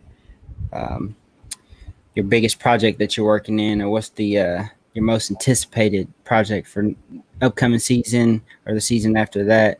But Marty beat me to it. He said, "What's your biggest project you're working on now?" sheesh. Hard decision. Right now, yeah, I've really wanted the super gravels, so I'm really hoping she Them are gives nice. some super because she, like I said, she should lay the 20th, and then I really wanted to see my first clutch of clowns, which my 100% proven head clown he just laid last week, and my two visuals, they may go and they may not, but I would say the super gravels this season. I've been really wanting one of those. Yeah. And then next Yes. season, whew, man, I don't know. It's right now it's all in for that next season. It's hard to say what I have. Yeah. Yeah. Super calico or super gravels are really nice. I wish that um, I would have in the beginning. I would have grabbed like a male because I mean I like gravel and yellow belly. I just don't see like how you can go wrong with putting them in anything. I mean, yellow belly is comparable in my opinion to like putting inchy in something that isn't a pattern enhancing morph. You know, like I don't see why. I don't know. Let me not say that I don't see why people do it, because a leopard inchy highway is really nice, but like leopard and inchy, I try to keep those away. Any visually enhancing pattern morphs, I try to keep away from inchy or pattern reducing. So what is that? That's definitely inchy, right? That's a pastel inchy freeway. Yeah. So I've got an inchy highway male.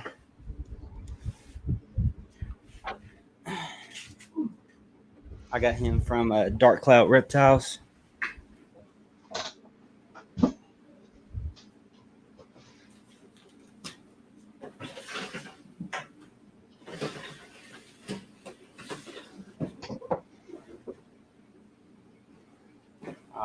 He's in shed. He's in shed right now. Shit, light anyway. Why is that so bright? Yeah, every time you want to show one, they're usually in shed. Yeah, you ain't gonna be able to see him. Here was the girl I was telling you about earlier. What'd you say now? Here's that orange dream pastel leopard clown I was telling you about earlier. I can get her to cooperate. OD pastel leopard clown. Yeah. Nice. Real nice. And then here's her brother. He's just a leopard, pastel leopard yellow belly clown. That's nice, man. That's her So, brother. what genes are in the Batman? Leopard, spot nose. Spot nose is what you lacking Yep. at. Yep.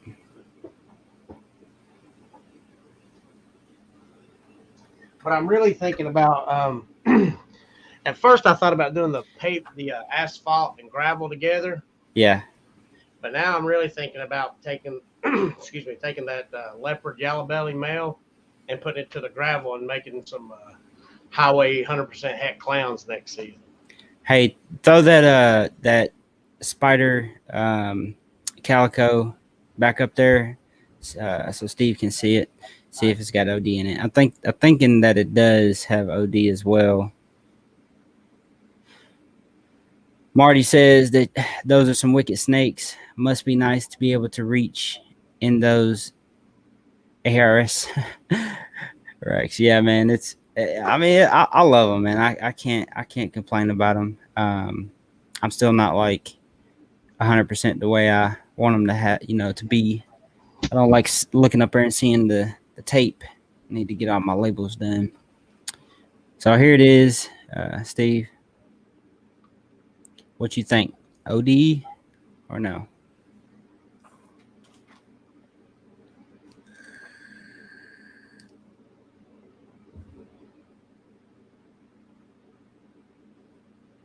Tell him the parent again. Orange Dream pastel calico to a spider. And here's one I was kind of iffy on too.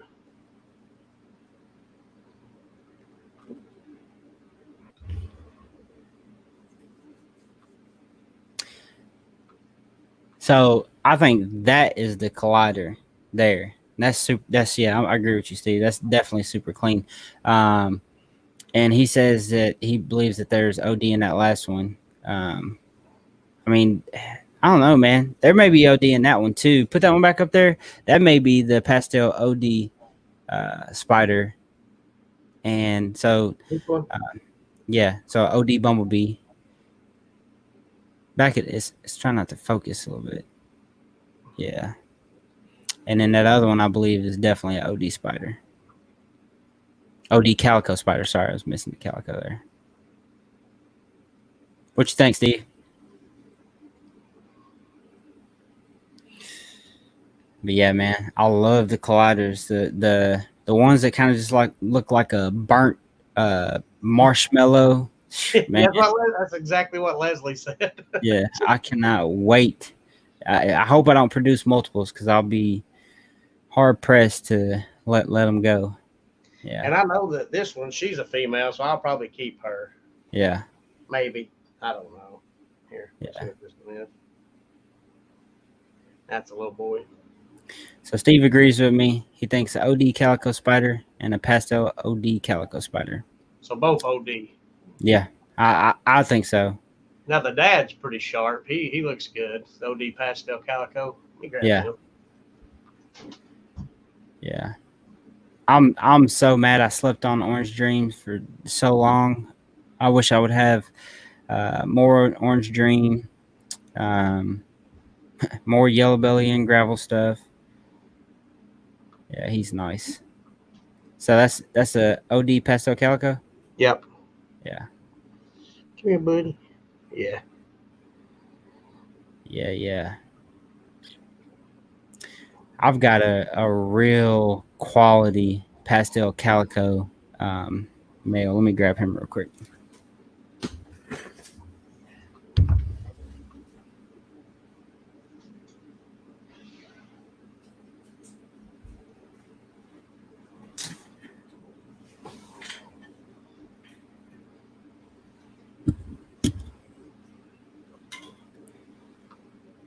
Hopefully, let's see here. Hold on.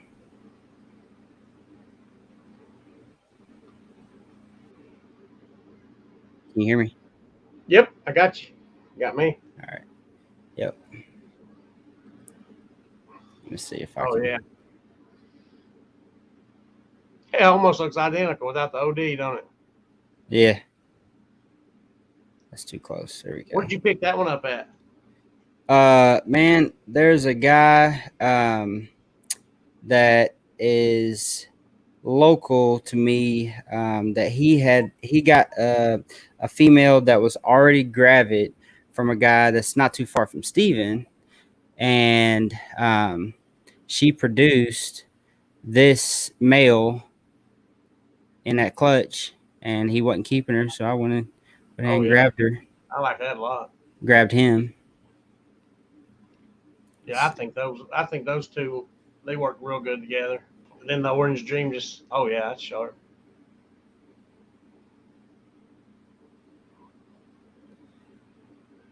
I love them. Yeah. There's that VPI pod you was talking about earlier.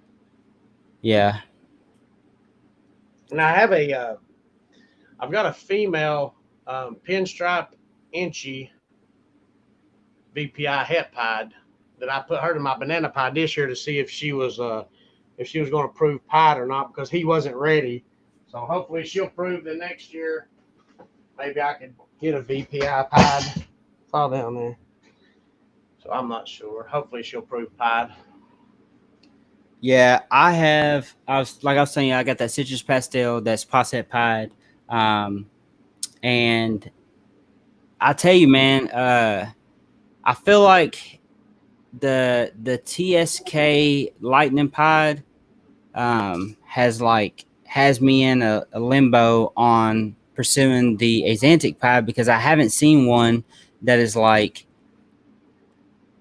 I don't know, you know, that just super stark white and black, like the TSK line of Axanthic.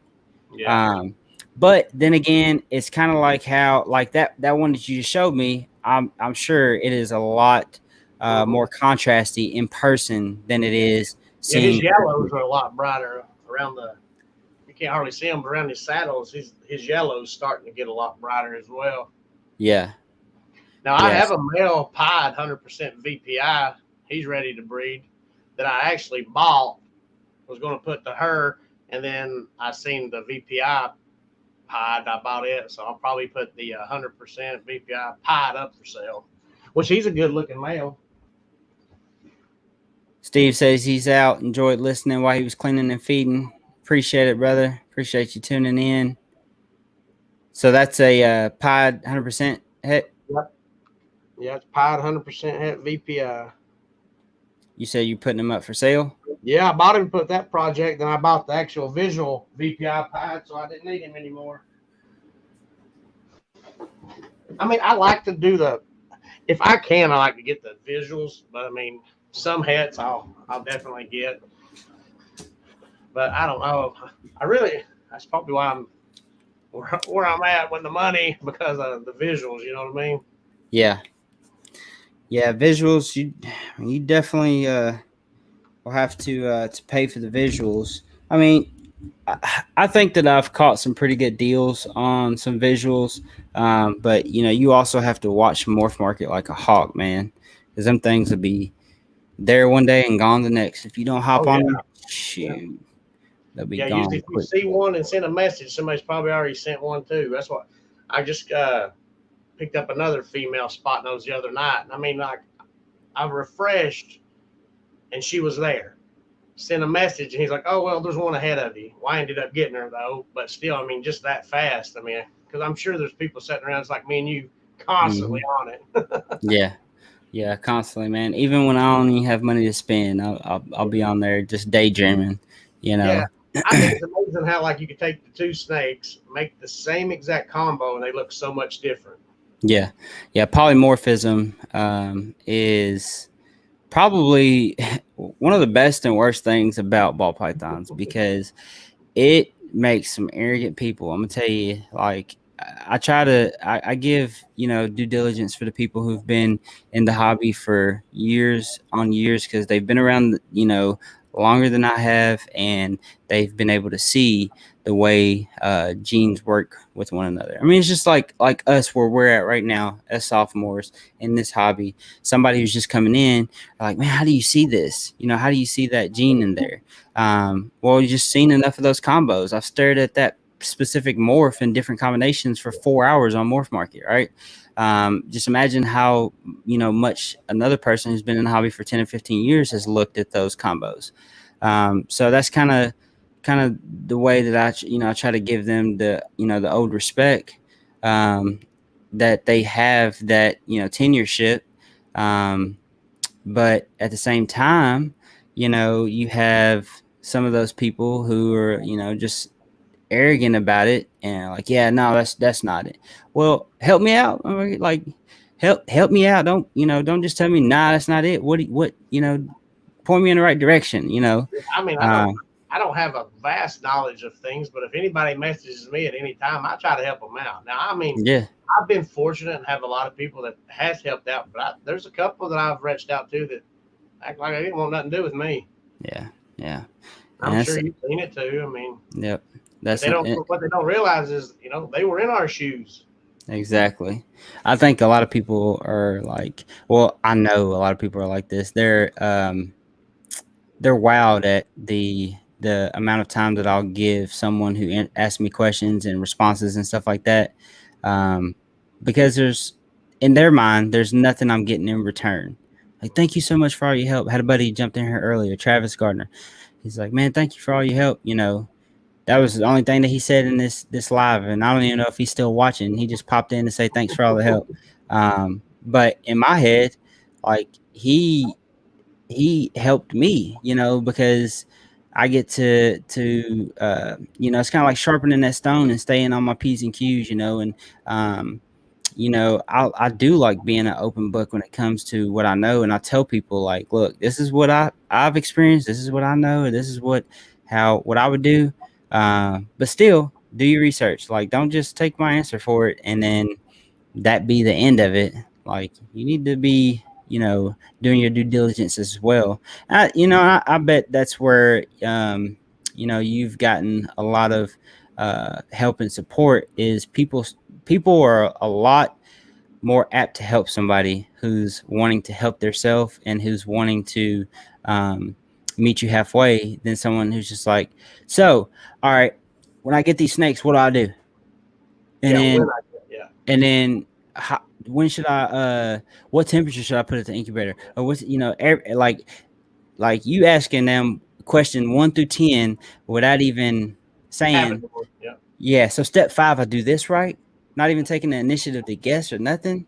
Those are the people that I'm kind of like, man, I wish you would just stop texting me, like, but I get It's suckered in, man. kind of like YouTube, though. I mean, I don't have a YouTube channel. Will I start one? I don't know. I doubt it. It's just, but the thing that gets me is like, just because you have a YouTube channel Yeah, doesn't mean you know it all. right. You know what I Yep. mean? Like, people will buy a snake off of someone who's on YouTube over buying it off someone's not, and this person may Yeah. just, you know what I mean? Like, I've seen some of these guys ask Billy, Yeah. well, what should I pair this to? And Billy's Yeah. been like, whatever the hell you like. It Right. don't matter what I'd pair it to. What do you want to pair it to? Right. And that's what I try to like. That's my problem. It's like I fell in love with the Pieds, and I still love the Pieds, but then the clowns, and then the Yeah. DG, and then it's like, man, then you see a DG clown, and you're like, oh, 10 grand or 14 grand or 4 years to make one. Yeah.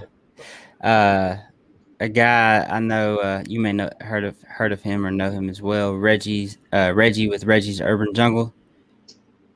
I think Not I've not. seen his stuff. I don't know him, but I I'm know. pretty sure he just hit a desert ghost clown.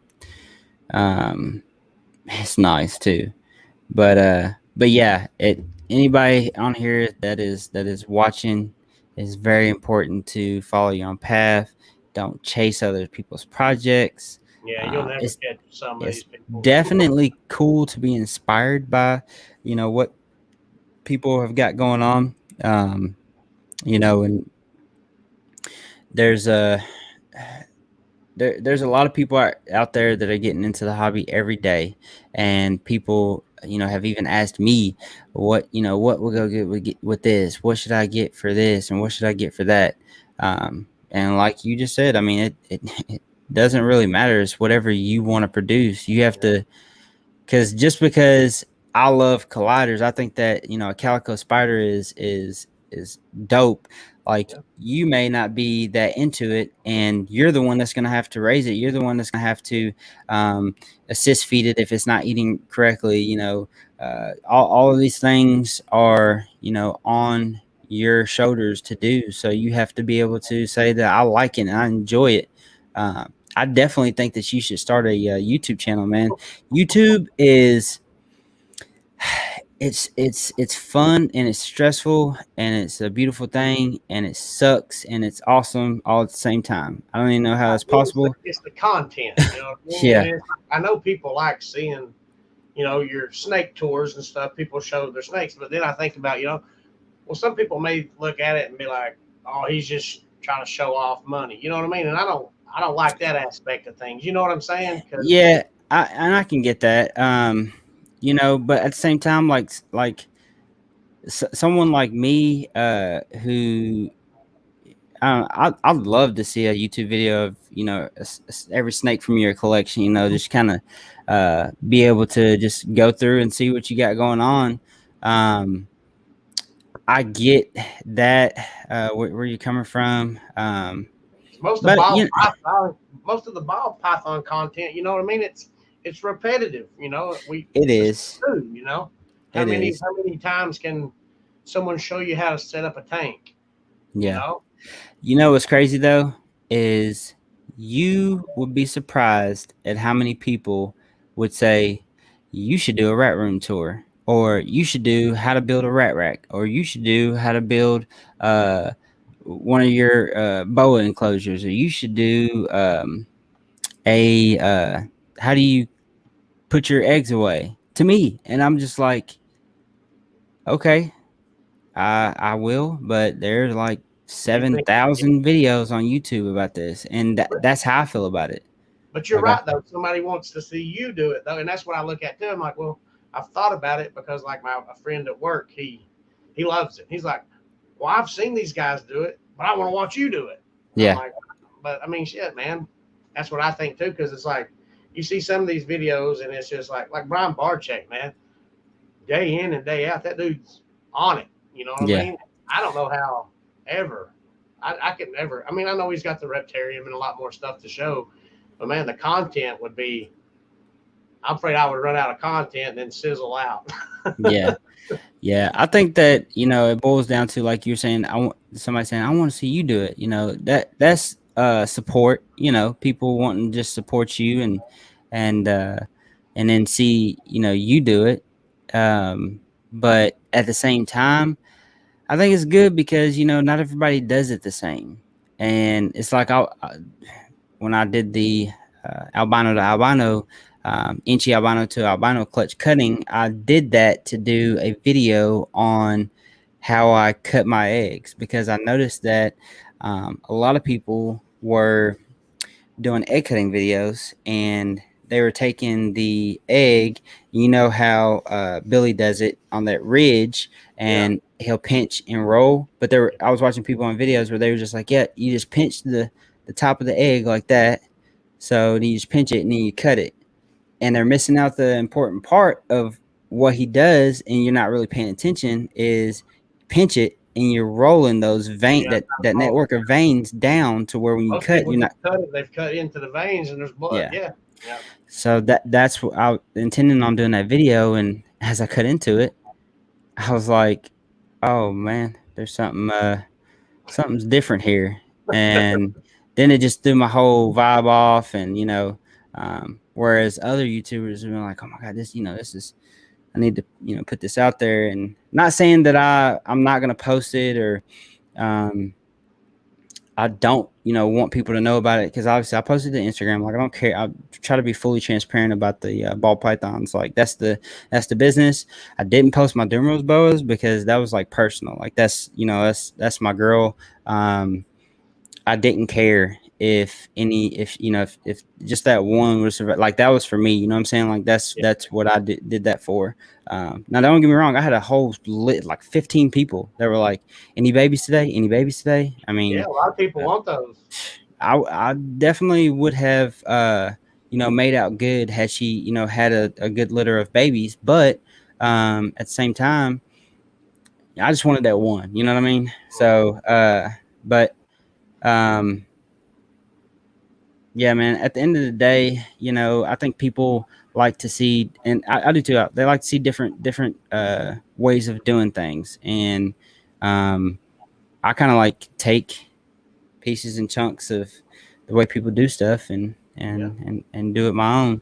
Yeah, make your own. Um, so I guess this be a buddy of yours. Patrick says, "Why is Robert so dang good looking? He looks like he's 25 or something." That's right. I'm like wine. I age Yes, very sir. nicely. Larry Howard says, "Still going, dang bro, long shot show tonight." Yeah, man. Robert got in a little bit late. We had a time zone difference we didn't really realize, so I was trying to. We've been having a good time, man, cutting it up and talking morphs. This is kind of my objective tonight, because I had a viewer ask if we could kind of go over morphs, and her specific question was, "Will you go through the morphs?" And I said, like all of them. Like there's no way. Like I know we've been going for well, I've been on her for 3 hours. I think you came in at about 45 minutes, almost an hour in, so at least 2 hours. I mean, hell, most of these that go 2 hours, we're like, whew, that was a long one. And Yeah, we would like this is the first one I've ever done. first pocket, really. Yeah, yeah. So I think third person that I've had on as their first podcast, which I've had two others, Gershon Porter, GP Snakes, and I'm sure you heard of Samson Snakeatorium, Brian. And I've had him on, Gershon, and I'm gonna have Brian on, and probably Samson as well, here in like 2 weeks. So I was shocked he was able to do it because he's a busy man. I mean, he does like freaking 3 live streams a week. I don't know how he does it. I mean, I'm like, it's Tuesday. Crap, I gotta do the live. It's not like I'm dreading it, but Well, I've noticed a lot of people now will, like, if they're in their snake room, just whatever they're doing, they'll go live. You know what I mean? They're like, well, hell, while I'm in here, I might as well just go. yeah, man, I've been like hesitant to do that just because, like, I don't know, man. Like, I don't know. I Kind don't of know. like me starting a YouTube page. Yeah, and I'm not like I do funny TikToks and shit. I try not to be super judgmental of myself, but it's like sometimes I'll be in my zone when I'm in the snake room. I might start doing that, man. It's something I need to do. Do you follow Gary V at all? Do you know who that is? Gary V, I watch entrepreneur. TikToks a lot. Yeah. Entrepreneur. I watch his videos, man. One thing that he says a lot is like, when you can learn to stop judging yourself and not give a shit about what other people think, then you'll really excel to greatness. So it's kind of something A lot that of people don't like his views because he tells it the way it is. yeah, he tells it like it high is. School, earlier, he said high school was just a joke. Yeah. Larry, as far as breeding ball pythons and boas, I would have to say boas are harder to breed, from the limited experience that I have and the vast amount of research that I've done.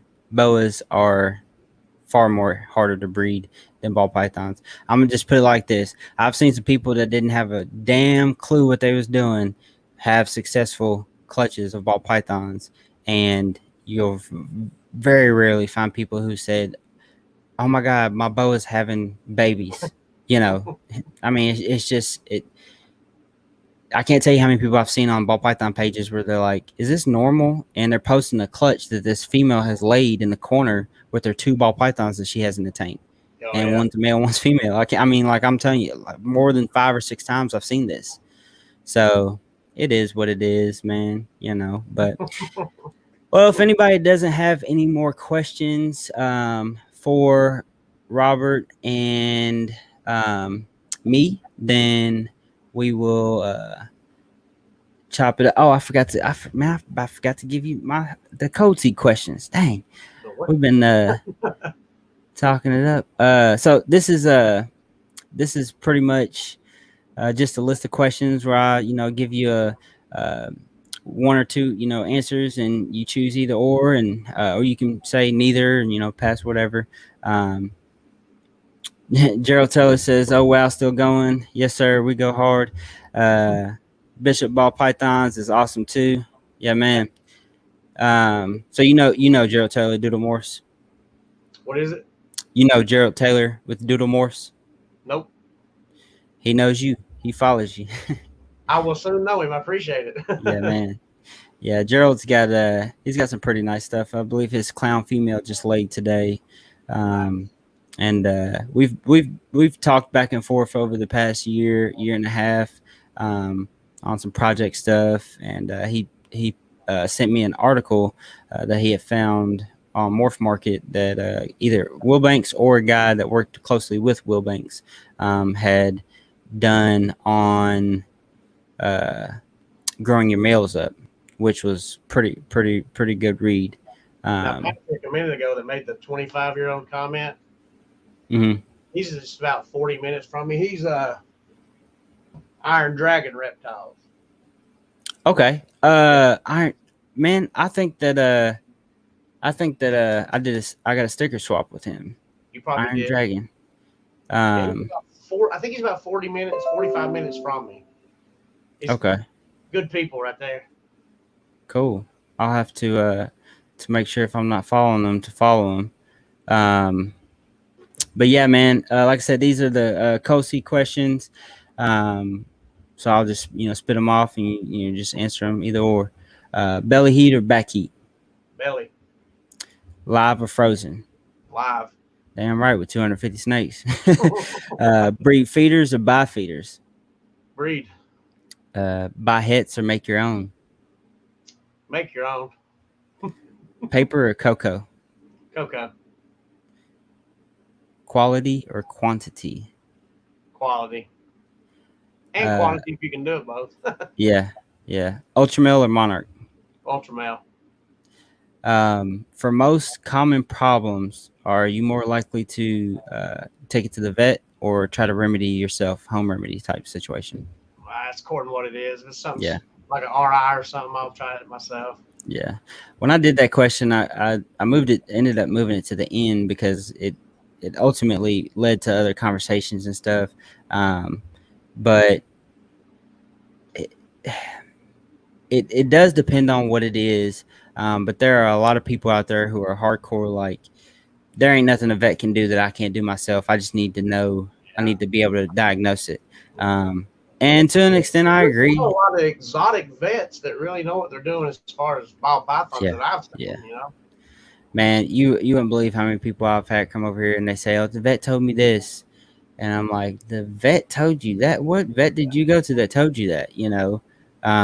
Like I've had two people, for instance, that their vet told them, "You've got to stop feeding them where they sleep and where they live at. You need to put them in a sterilite container that is separate from where." But that's what I was talking about. Like here local, I've got a banana inchy clown male in, and was told he was perfectly fine. I had him in quarantine. He regurged his first 3 meals. So I called the vet local, no clue. Started talking around the guys. I'm about an hour and a half from St. Louis. Okay. And started talking to a friend of mine in St. Louis, and he was like, great vet in Ferguson, Missouri. 3-hour drive one way. I drove it to him, and he had worms.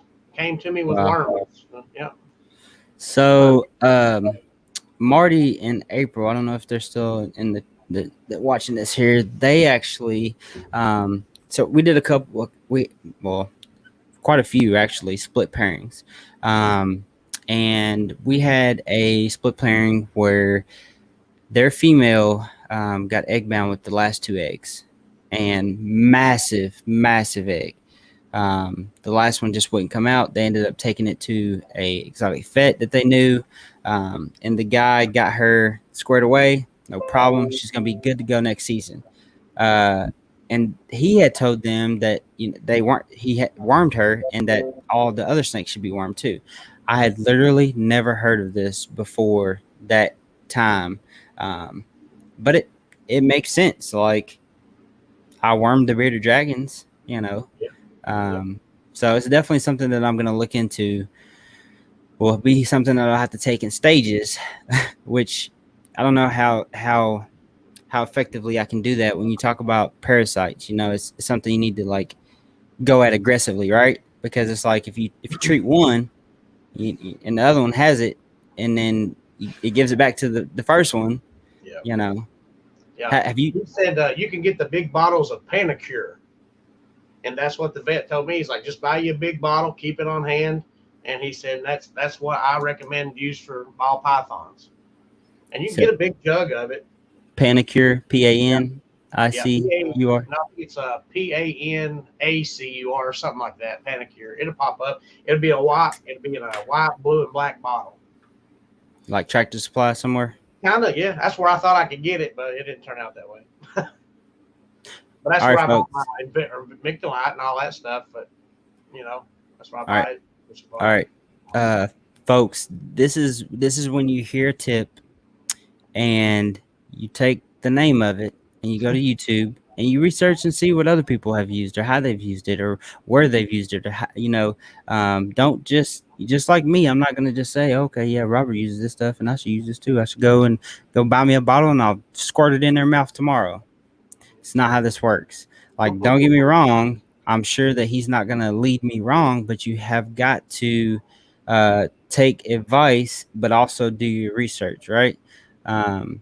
Larry says, how do you treat them for worms? How do you administer it? So he's going to go get you an example.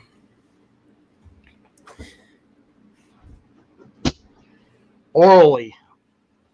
This is what the vet gave me. It's 0.8 milliliter and this is the Panacure, and this is what he told me to give it. I gave him 2, and then that took care of everything. So that's just extra I have on hand in case, I need to. Let me go see what I got for the bearded dragons. I'll be right back. Just quarantine them if you have any questions or you get it off somebody, just put them to the side, make sure they're eating and pooping all right, and then go from there. Unfortunately, when I got that banana clown in, he regurgitated his first 2 times, and that's why I took him to the vet. So the dewormer that they gave me for the bearded dragons is Ponazuril, Ponazuril, but it's a white that looks like white chalky substance that you have in there. That's what it looks similar, so that's why I was curious. How did you spell that again? Ponazuril, Ponazuril.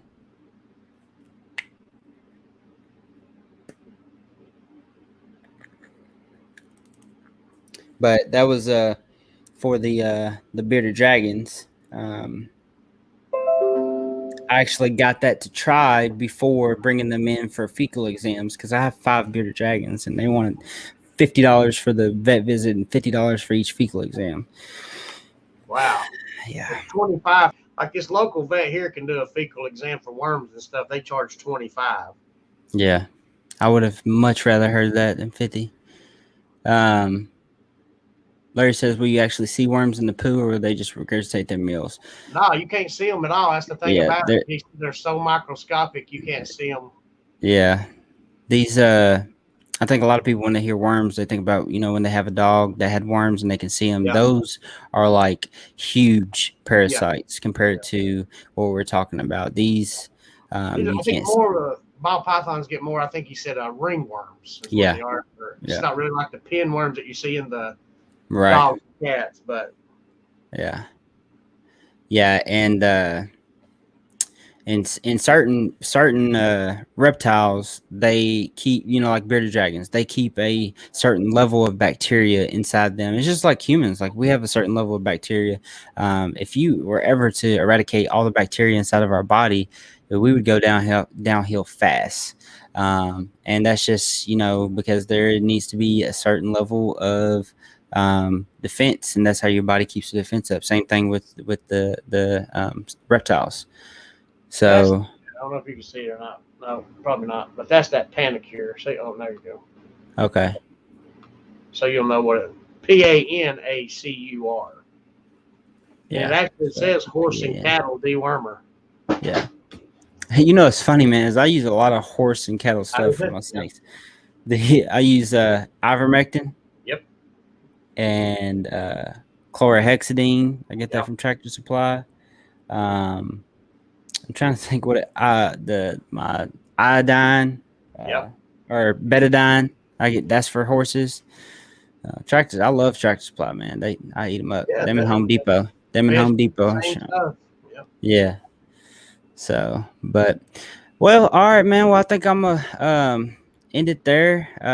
Appreciate it. No problem. I appreciate you coming on, man. Anytime. I've enjoyed talking to you, and this was, guys. I know y'all probably think that me and Robert have known each other since we both started breeding ball pythons, but this is our first time actually speaking face to face. We've messaged over the past few months. I bought the Dragon Hatch trays, which y'all should definitely go check out, and we've talked about some clutches and stuff we got going on. But other than that, this was our first time getting to really know each other, and I've had a good time, man. I definitely think you should branch out there, man, and try to do some different social medias. A lot of people are like, "Oh, I just, it's not for me," or, you feel like you're like doing it for the wrong reasons. Not like trying to be famous or anything like that, but just think of it like this. Even if you get 20 more people who follow you and see your content, that's 20 more people who get to be able to see what you got going on. And honestly, sometimes I feel like I'm amazed at how many people know what I have, or message me and say, "Hey, I love this that you have, that you produce, or this and that."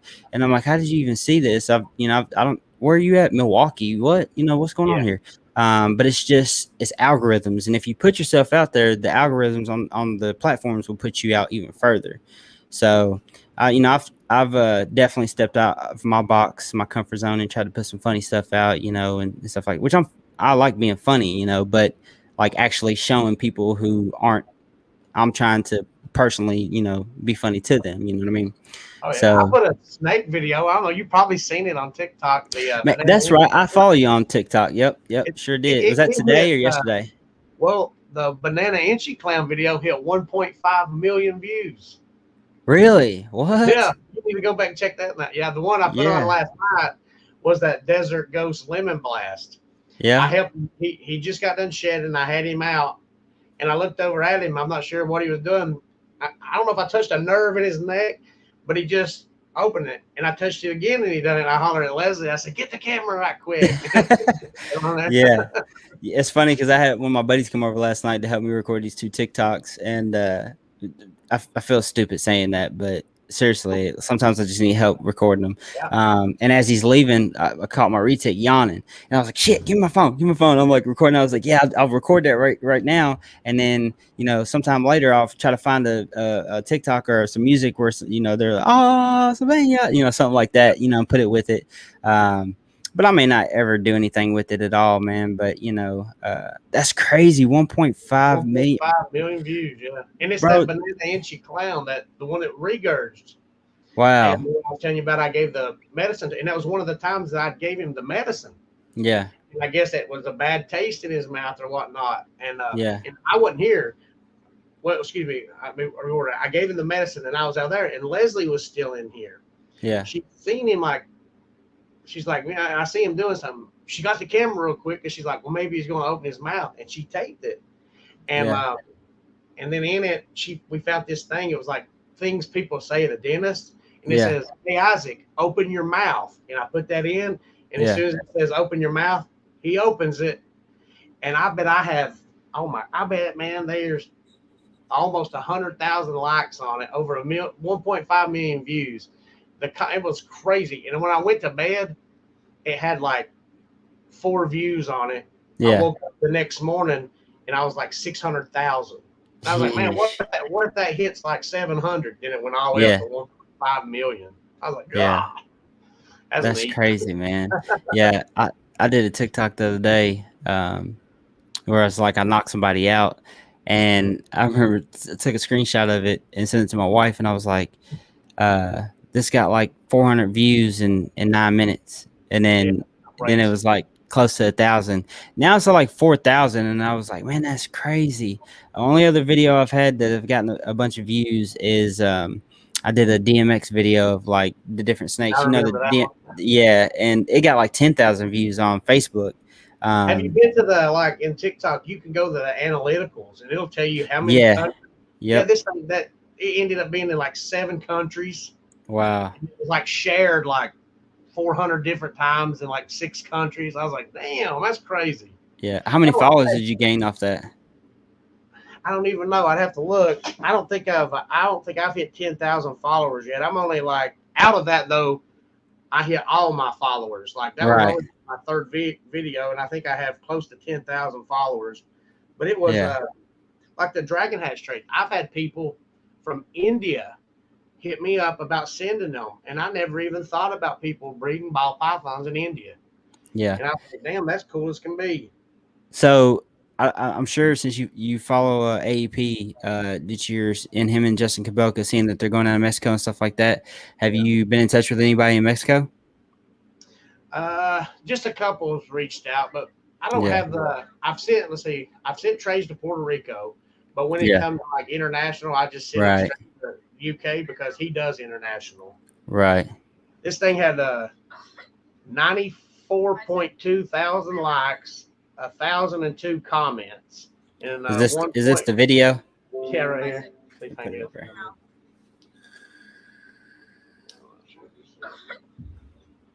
Isaac, open your mouth. Yeah, it was just crazy. And I was like, man, that's just insane that it went from like 6 views to that. Yeah. Yeah, It's man. not fun. I mean, it's got a lot of crazy shit out of it, but Yeah. I think it's one of my buddies, he's like an actor, or like an actor. He is an actor, and he tells me all the time. He's like, "Man, just post it. If you don't like it, you can take it down later. Like, what's it gonna hurt if it ain't no good?" Yeah." He's like, don't judge yourself so much." And That's he's usually kind of the videos that people like the most. yep, It's gonna suck. Yeah. yeah, and I don't know why, man. I sometimes I'm just too hard on myself, but I know I have a funny bone, so I just need to get out there and do some stuff. So, but all right, brother. It's been nice talking with you. I appreciate you coming on, and yeah, man, you take it easy. I love your shirt, man. By the way, I appreciate it. It's a good, that's good thing to support right there, man. Yeah, man. That's the Valhalla project. Yeah. Let me put you up solo so I can see that back real quick. Yeah, man. I was looking at the bracelet the other day. I think I'm gonna order it.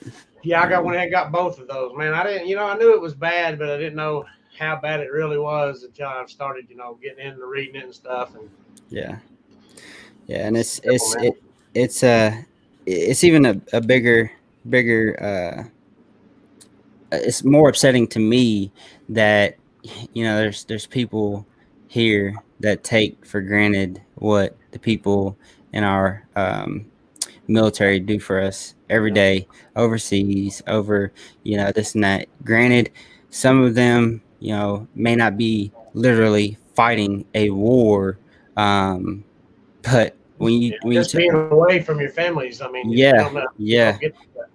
yeah, and then when you talk about this, the ones that have to fight the mental war when they come home from having served your country and the right for you to do this or do that, and then taking their life is just where like people have got so selfish that if it don't affect them in their small circle, they don't care. Yeah, man. Yeah, and it's it's unfortunate that people make everything political and the wrong times to do different agendas, and it's people's families that they're the ones that have to pay for it the worst. So yeah, I definitely want to get the bracelet at least to be able to support that cause. And speaking of supporting the cause, Rob had mentioned it earlier. He's doing a fundraiser for Iron Dog Reptiles.